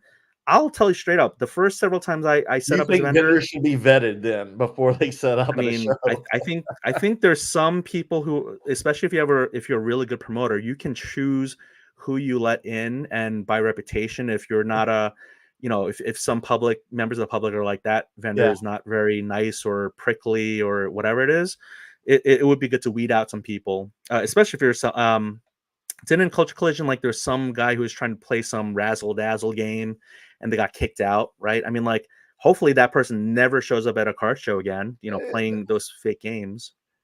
Well, Dan, he was just playing a game. That was not Dan. Stop it. I don't remember anybody trying to razzle dazzle. Gosh. How about the guy who does the roulette wheel at Dallas? That always like. I heard about that. I just don't like gambling whatsoever. I don't. Yeah, no. It's. I think you do what you want to, but that's just my personal thing. I just don't even open packs. Yeah, on streams you see people playing dice game. Here's two or three dice and whatever they add up to, and if you get triple ones, you get the chase hit. Yeah, well, like, what are the odds? They already know the odds. At shows, would you rather than be a vendor or walk the floor? Having done both quite a bit, and I love this might be a hot take, right? And again, Dan and you guys are the experts. I'm coming in it from an outsider's perspective. I just feel like the concept of table equity is slowly fading away. Yeah. There used to be a time when people were very like, you sit on the back. You if you're sitting at the other side of the table, you can command 60 to 75%. So blah blah blah. Mm-hmm. I just feel like everyone now is just like, man, you're gonna lowball me. I'm just gonna move on to the next table. Just keep it moving. I just think like, I'm thinking like, well, you didn't pay $500 for this table, and I did. I'm the sucker. You use that word sucker. You want 100% comp on this? No some way. People I think some people consider vendors. I mean, there's some vendors who I don't even know how they make table fee at all. Right. Like, I mean, because they're not moving anything. I've seen dealers fall asleep at their table. This is more local shows. Really? Yeah, just reading newspapers, or they're on their phone. I mean, if you're younger, How old are these guys? Man, I have some sleepy dealers in my area. Wow, I love this is East Coast shows. I should only almost 2 hours in. I'll say I'm in the Northern Virginia area, a suburb of Washington D.C. I love my area for cards. Nice. We have cards shows almost every week, of every month. We have a bunch of great promoters. There's some people who have more traditional shows, some newer shows. And it's, this area is just big, and it's like one of the largest populations in the US, not just Washington, D.C., but the D.C. metro area, the DMV. We like to call it the DMV, D.C., Maryland, Virginia. Mm-hmm. So Northern Virginia, Southern Maryland, everything's like within about an hour and a half hour radius. And so I think we have one of the best card, scenes in the country. I mean, we have Chantilly, 40 minutes west of Washington, D.C. So I love this area. If I could do anything with my, I don't know, Dan keeps calling it platform, and I know with a podcast and you have presence and all that, but I would love to give more shine to my local area. As the Burbank, California area is getting a big shine. Dallas gets a big pop. Philly, and I think right now the Southeast is getting a lot of love with like Hobby Slam and the Palm Beach show and all that stuff. I think I would put the Northern Virginia, the DMV area, right up there with all of them. All right. Wow. Good to know. Good to know. Well, I hope we see you, or people will see you. I won't be able to see you because I'm on the West Coast at Chantilly this weekend. So I don't know what day you're going to go. You probably don't even know yourself. But everybody sees Denny at Chantilly. If you're there, say hello to him. Follow this guy on Instagram. And you're on. My Insta. Oh, thank you. I was going to say, are we almost ending the show here? We're going to do comments now. Oh, we got to do comments. Yes. So Instagram, look, I've said this many times. I really mean it. Like, my Instagram doesn't have to grow anymore, and I'll be happy because I have a great group. This group that I have, it has. I get rid of bots and spam followers and all those fake accounts, like left and right, scam accounts. By this point, I can see an account right off the bat. I'll know if it's fake or not. XXX links. Yes, don't click on them. OnlyFans links. Yes. What's your name on OnlyFans now? Now? well, before it was this, and now it's this. Oh, wow. No. Denny's cards still. Yeah. You got to pay monthly. Patreon. I am. No, the subscription you have, the PG one's free for a month. PG 1 Street. Yeah, well, you got to give it a taste. VIP. I want the VIP. Denny's cards VIP. Gotta show the ankles. Gotta show the ankles first. Sexy ankles. Yeah. So thank you. So I will say I would love to grow my YouTube, which is the same Denny_cards. I would love to grow my podcast because I just feel like I like long form like this today. Like I know we're gonna get to the comments here soon, but like people kind of like we get to just talk and we get to actually have a conversation as opposed to like a 90-second reel and sound bites and just get very reductive, right? Social media in general can be so reductive. We're getting real, man. Yeah, it reduced the curator into like a meme or whatever, right? Like, they just soundbite his gatekeep and then they just turn him into like this villain. And it's like, I feel like social media can be so destructive. They isolate one clip.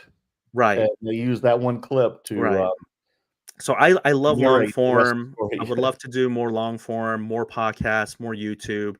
Instagram, I don't have to grow anymore. I really don't. Like I have a TikTok as well. TikTok sucks for the but hobby. Are you on it? Yeah, I have an account. I used to. Is it also Denny's cards? Yeah, Denny_card. Everyone says Denny's cards. There's another Denny's cards. He does not. I know. I almost sent him the link. Can you imagine? Oh my god! I was like, this does not look like you. Why? No. Yeah, he's a much more muscular post. Yes, he's much more of a muscle man than I am. He's a funny. He's a good dude. Denny's cards. Y'all met? Yeah. No. He's only on. We have plans to meet up, but not like no. We have not met yet. Now we're Instagram friends. No, I mean I'm trying to. We were trying to like talk about making a deal, like because I know he likes certain players of cards. Like I'll just say it, like Jaden Ivey. Yeah, Detroit Piston card. So I'm like, yeah, I'm trying to make a deal with him, but no. There in any large group of people, you're gonna have bad apples, bad actors. But for the most part, the Instagram community show me love. I should have loved back. I do go through posts and I like posts that I see. And if I don't like people, or if I don't like their content, or if I don't like their vibe or their whatever, I just block them or just move on. It's just there's too much fun to be had in the hobby to get hung up with the bad apples. There really is. So true. That's my encouragement for everyone is curate, kind of like the great curator. Just curate your experience. If some account is rubbing you the wrong way and you don't like it, just move on. You don't have to leave a comment. You don't have to make your presence known and dip someone's bucket. Just move on. It's okay. Like the world will keep turning. So that's my encouragement to you to curate your own. I'm in the world where this is a hobby. I like to make people smile than make people miserable in this world because I want to be happy. And there's nothing better than seeing you make another person smile or happy. Yeah. That's what it's about. Like, it's more rewarding than angering somebody. If you make someone's day just by a small compliment or a kind word, maybe that person, it's like the classic pay it forward, right? Just maybe they'll brighten someone else's day. But as soon as you dip someone else's bucket, you're going to start a chain of negative reactions. Yeah, and does that make you personally, the person who's doing that, does that make you feel better? I don't think it does. No, some people love it. So you want to go and hit someone else. Some people love it. Some people get off it, but you're not happy. You're more miserable. They are. I mean, I don't want to project and assume I know what's going on. And so, some people grow up in certain ways, and I don't think that I grew up in a conflict-free household in any way, but I definitely feel as if some people grew up in chaotic or conflicted households or livelihoods where they thrive in the absence of chaos. They don't know what to do. For some people in life, they wouldn't know how to be happy. Is that what you're saying? Silence is deafening. They cannot handle silence. Some people can't. I mean, I guess I can't because we're in a hobby where we should be enjoying it. Yes, please. Everyone enjoy it. I want everyone to enjoy it. However you enjoy it, please enjoy it that way. This is why I tell people, if you ever see me, I made a recent post on Instagram The same people who say collect what you like say, oh, you collect Ultra Modern, that's trash. You collect Monopoly Prism, that's trash. If you ever uttered the words collect what you like, you should never hate on anyone for buying or collecting what they like. Exactly. Similarly, same people who say, be yourself on social media, be your authentic self. And then as soon as someone shows their authentic self, they're like trashing them, like, oh, you're terrible. How dare you? What are you wearing? What's that hat? Your handwriting sucks. You're fat. These are all things that people said about me. And it's like, what I realize is as soon as I lose weight, it's going to be my handwriting. As soon as I go to handwriting school or handwriting, whatever. Well, you try to lose weight and you're taking handwriting class? You're taking calligraphy? Like, what are you doing? I don't know. But like it's like a snake chasing its own tail or eating its own tail. As soon as you improve on something, social media, something else. The keyboard warriors will come after you for something else. So you know what? You might as well just enjoy it. Just enjoy the ride. That's why I do feel more free. I think in my recent content, I've gotten more darker or more like serious or more like, just more edgier. Like I think I recently said something about how they're like NBA simps or casuals or whatever. And I'm like joking, but tongue in cheek. Even the Curator stuff, people got angry at the Curator and they thought I was like, stoking the flames and fires, but it was all in good fun. But some people took it the wrong way. But I think in general, social media, like it can be such a way to accentuate your hobby experience, and in some ways it's the reason people leave because it's so bad. Okay, the Curator just texts me, says you're talking too much. We're gonna move on to comments. Let's go. Do it. Comment time, guys. Mark the Collector, happy Tuesday and National Peanut Butter and Jelly Day. Peanut butter jelly. Yeah, I knew you were gonna sing that. I knew it. Where you at? Where you at? Peanut butter jelly time. Peanut butter jelly time. Zup Chili. Hello. What's up, buddy? John Holt, LFG. What's LFG mean? Light funky ones. No, I'm just kidding. It's let's F word go. Oh, L F and go. Let's F and go. Yeah, I don't want to say it. But okay. Well, F. We can say that. Who's this? TV Sports Cards, Adrian. Oh boy. Who's the butt pirate? Why? I can't believe you say that about you, Merlin. That's so not nice. Adrian, that is not nice. Adrian, how dare you, man? Adrian, again, who's this knockoff Korean guy? Oh my goodness. About Merle? Oh my gosh, he's not Korean. I know, man. I've dated a lot of Koreans, but I'm not Korean. Here we go. Yes. The Korean TV Sports Cards. What's up, guys? Adrian again. He says, what's up? This guy has a lot of personalities. Definitely bipolar. Let's do it again. Eloy de la Garza, giving you the first Mercy like. Thank you. Yeah, thank you, buddy. I'll take it. I need that external validation, please. What's that picture of? What is that? Led Zeppelin? Who is those photos of? I can't see who it is. Isn't Dan's the one who said, I'm like a neglected child wanting his dad's approval? So the Mercy like, thank you. I'll take it. Have you gotten your father's approval yet? He hasn't spoken to me in so long. No, I'm just kidding. Jeez.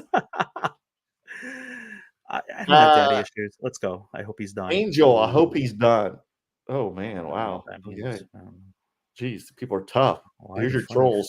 James, what's up, James? Why the funny face? LOL. Denny and I always have funny faces. James, Giant, Andre the Giant was the best. Yes, he did. You never got to see him though wrestle in real life, did you? I mean, he died. I mean, it would be weird. It would be like the Undertaker casket match. That or not? No. It was my first ever wrestling match. Yeah, no, I didn't watch him live. I actually saw him wrestle back in the day. I saw him as a baby face and heel after WrestleMania 3.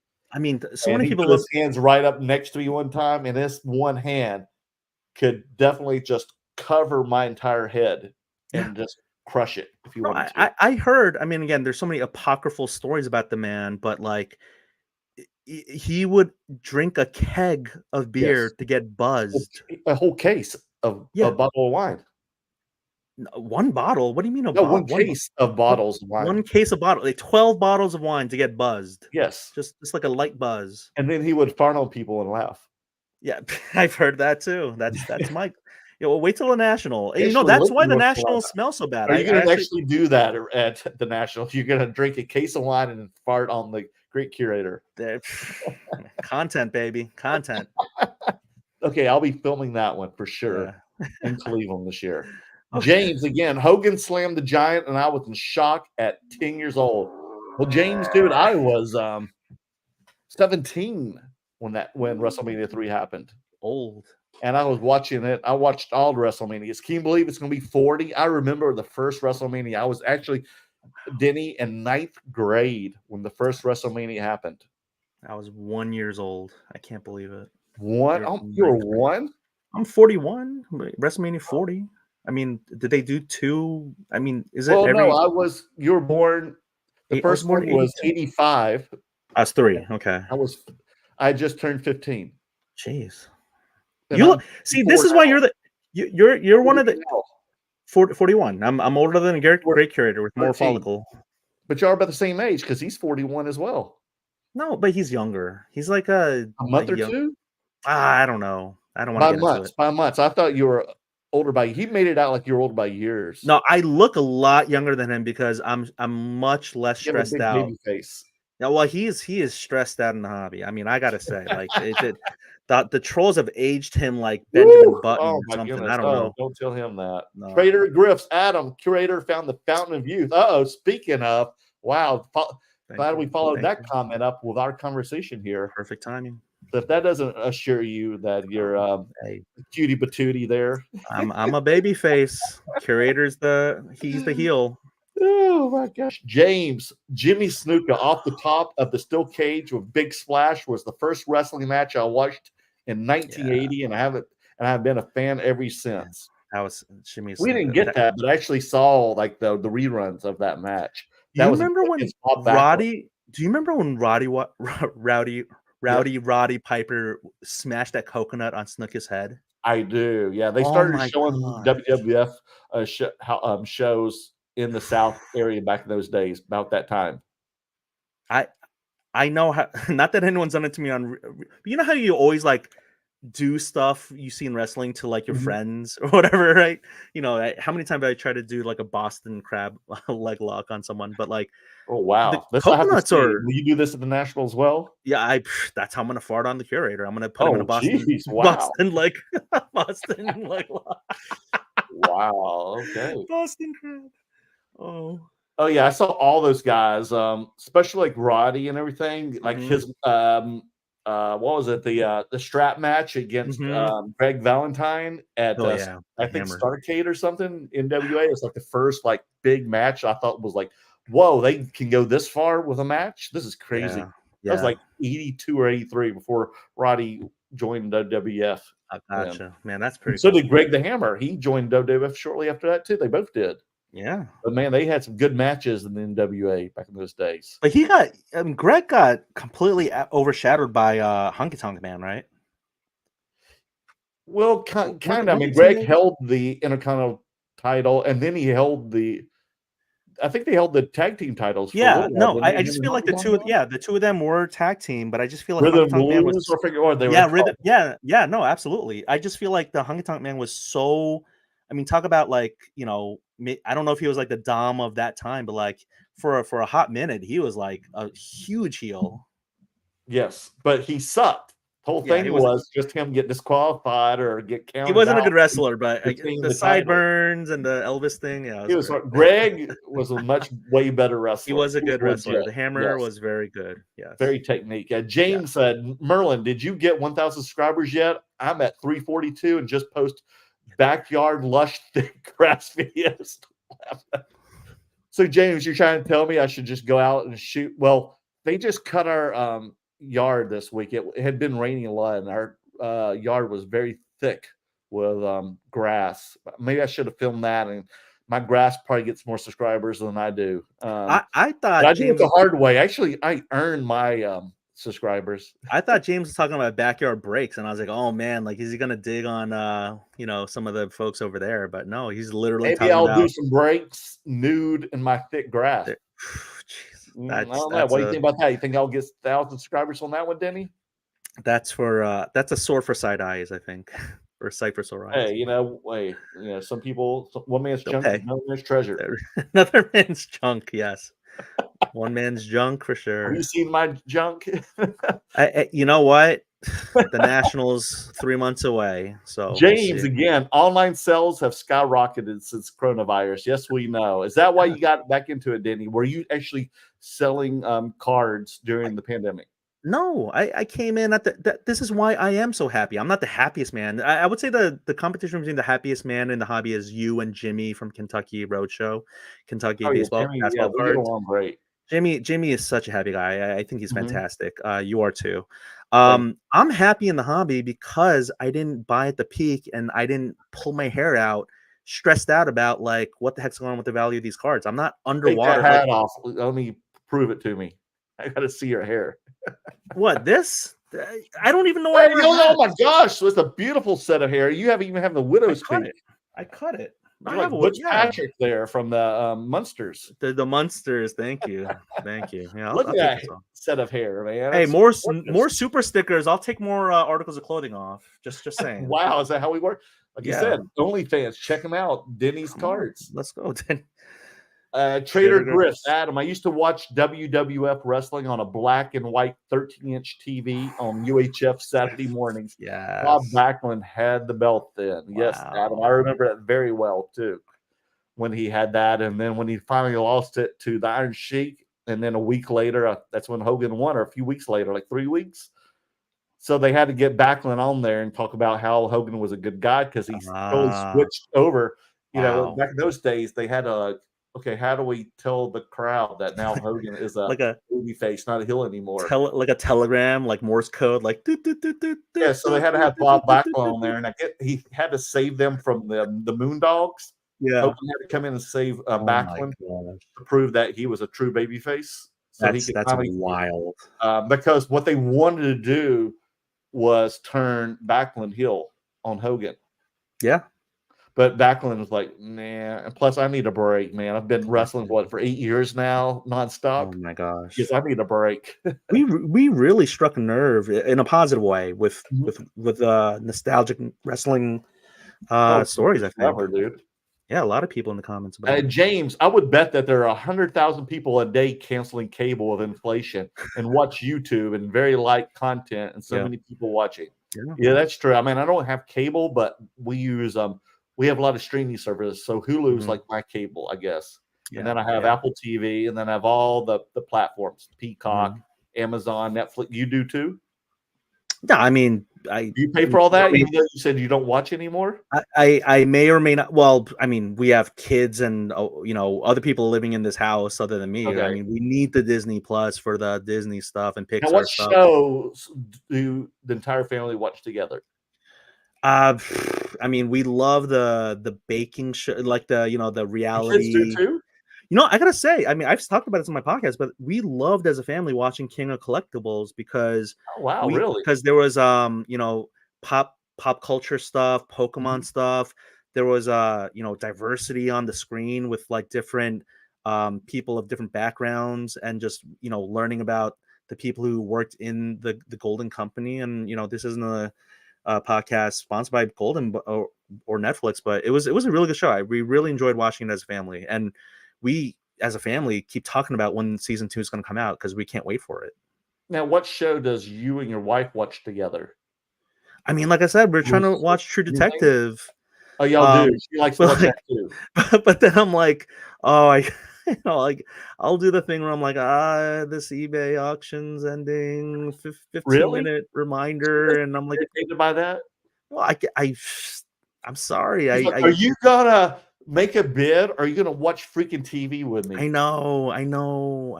Just I have a really bad balance. Oh, here we go, Merle. The one with Jolly as a girlfriend's gonna give me Merle. Because you know what we watch religiously. Okay. 90 Day Fiance. Oh, yeah, look at that laugh. Oh my gosh, what a reaction that was. I mean, is she American? I don't know. She's not a 90 Day Fiance. She's very Americanized. Yes. Okay. Well, there you go then. She's what? Cantonese, Hong Kong. Cantonese. Yes. But she's lived here almost all her life. So she's pretty much a Well, California girl. I was going to ask, like, what Nice. attracts you to that show then? I mean, it's hey, everyone Just 'cause likes what they like. it's a shit show and it's There a you train go. wreck and it's fun to Bachelor. watch. We used to love. Plus I'm Pillow Talk. You watch Pillow Talk where the reactions? is this what rating is this podcast? I'm trying to look for it. 13. Oh my goodness, so risque. No, I have not watched that show. Listen, Let's we got to keep moving on. We're past the 2 hour mark. Okay. That's crazy. James tells Griffs, I was born in 76, so I missed the black and white TVs. Yeah, but some poor souls still had them in the 80s. Adrian, is he talking about me? About my Dunkin' Donut outfit? Please don't wear it. Yeah, he's probably yeah. I'm gonna go with that. He doesn't know better. He thinks he's so macho. Yeah. Trader Griffs, 1970, we had one of those furniture color TVs, but me too. But we had a 13-inch black and white in my room. I remember those days. Oh, 13-inch black and white. Oh. Mm-hmm. And now I have an 80-inch, I think, color. Oh, are we still talking about TV? LED what's going on here? Okay, on a mounted wall. Okay, you're crazy. You too? You have a nice big TV? No. You have a 13-inch black and white TV. I want to end this podcast. It's like almost midnight where I am. Shut up. Okay, we'll move on. James, I was hardcore into wrestling from 80 to 95. I wanted to grow up and be either a pro wrestler or a Major League Baseball pitcher. How'd that turn out? Yeah. Or you could be a pro wrestler and a power forward in the NBA like Dennis Rodman and Karl Malone. I wanted to be a manager with a tennis racket and beat the crap out of everybody. Oh my god! I think I did hit someone in the head once with a tennis racket. That's a whole nother story. James, I had some furniture TV that sat on ground and had 3 channels and had to move the antenna to see clear. You remember the cable, like the buttons or the knob dials? Yeah. Oh yeah, I used to watch late night Showtime at my great grandparents. I would have to like turn that real quick to straighten out the lines and everything. I don't know if you remember that. So I remember Dan said we don't have to read every single comment because James, thank you so much. I love this passion, but James, I think he's had a few energy drinks tonight. Yeah. Let's see here. Papa Jim, we got to include him. Papa Jim, between 2 cracked slabs. That's right. Had a major improvement tonight. Dan looks better. Wow. It's true. Must be whatever he's drinking. So Dan, you're getting a lot of compliments tonight. Thank you. Dan E's cards. I know. You know what's so funny is I know Dan likes to drink the soju. Water. Yeah, not sponsored by Topo Chico. I like that he drinks his soju because that is Korean. It's like Korean sake. Does he get tanked on it? He turns so red. I don't know how you guys. Okay, I won't even get into the whole like who's driving whom when, but soju is vastly superior to sake. I will say that. I should have been drinking some soju. I did not because I did not go to the Asian market in my area for tonight. But you do like soju though, right? I love soju. I mean, if you ever tried like yogurt soju, oh god, it's so good. But I just have Topo Chico mineral water. That's what I'm drinking. Okay, let's see. Let's get you more here before I go. Curator looks like a panda now. He is. He's a panda. You got the love and the hate. It's all good. Here, Adrian says he's giving you a compliment for once. Damn, Denny knows more about wrestling than Dan does. There we go. Let's trade him up. Oh my goodness. This is getting my goodness. Dan's never gonna allow you on anymore. He's not gonna like this. Sports Cards Winter Haven. Ha ha ha. Merlin, I gotta say, this is gonna either be the lowest or the highest rated between 2 slabs you're gonna get. Okay. There's no middle. There's no middle. Let's see here. I gotta finish these up. Yep. Oh, Leo says Gunther is a awesome wrestler performer. He is. Why don't you like him then, Danny? I mean, Leo likes him. He thinks he's awesome. Why we always say someone's a good technical wrestler when they have no mic skills. You don't think the Chris Benoit skills? I know what he's trying to do. I think it's okay. I don't being more like mellowed out. It just doesn't do it for me. I like some more. I need some more. Give me some more. I don't know, flavor. Give me some more, something. Je ne sais quoi. I don't know. Just give me something. Okay. I just Someone says, Merlin, when you come to Chantilly, it's always a good time. We're gonna come soon, buddy. We're gonna come soon. Let's see here. Wrap this up. Oh, here's one for Papa you. Jim. Oh, you got to read his. Have fun, be positive, or get blocked. Yeah, okay, let's go back to Papa Jim then. Have fun, be positive, or get blocked. Whoa, that should be the motto then. We should make t-shirts on that, Denny. Hey, I'm all yeah. I need to make more money from my 90s cards. Between Two Slabs motto t-shirt. Army ATC 22. Denny, can you let me know what day you're possibly coming to Chantilly? We need to link up so you can drop off my Topps hats we traded. I'll be right next to Collector's World. Did you know that? No. And Sports Car Professor 7, lastly, the great curator posted he is flying first class to Tokyo. Of course he is. What isn't there a song about flying to Tokyo? Or something? Probably could be very I'll see it to you later. So, yeah, we'll probably know. So anyway, let's wrap it up. That's the show. Oh my gosh. It went by the past 2 hours felt like 4 hours. This is incredible. Oh wow. Well, thanks a lot, Denny. Okay, you need to go back to being a keyboard warrior then. Okay. That's you, man. So anyway, we didn't get to talk much about it, but I am going to be doing, I think, a video live stream later this week, maybe this weekend before WrestleMania, possibly Friday. I got to call the guys at Gas Trading Cards, my buddy Greg Mishka. We're going to be doing a Type 1 photo live stream on Heritage and Golden auctions right now. They've got a bunch of Type 1 photos on auction, which includes a lot of my stuff and my buddy Greg's and some other friends of ours. So we're going to follow those on a live stream this week and also talk about our Type 1 photos. So make sure you subscribe to Merlin and Merleworld Cards or follow me on Merleworld Cards at Instagram, TikTok. But the show will be on live on YouTube. You don't know when it is yet. So make sure you subscribe, smash that bell button so you know when we will post the live stream. And check Denny out. Denny, plug YouTube and the podcast. Don't follow me on Instagram. Just YouTube and podcast. At where? Denny_cards for YouTube, I think. I hope it's still that. Have you been getting like people trying to hack into your account? We'll talk about this. How's that happen? No, I don't know. I just feel like I gotta talk to Dan about this too, but like I just no, I know there's so many nefarious characters out there. Denny_cards at YouTube. I just posted up something about a PSA sub. I think what I want to do is make my YouTube content more educational and more long form and maybe less soundbitey and less, controversial or whatever. I'll still have fun on it, but maybe less of my face. And then Instagram's gonna be my silly, more talking in the car, more soundbitey. But I'm still trying to figure out my style, what I like to do, what I don't like to do.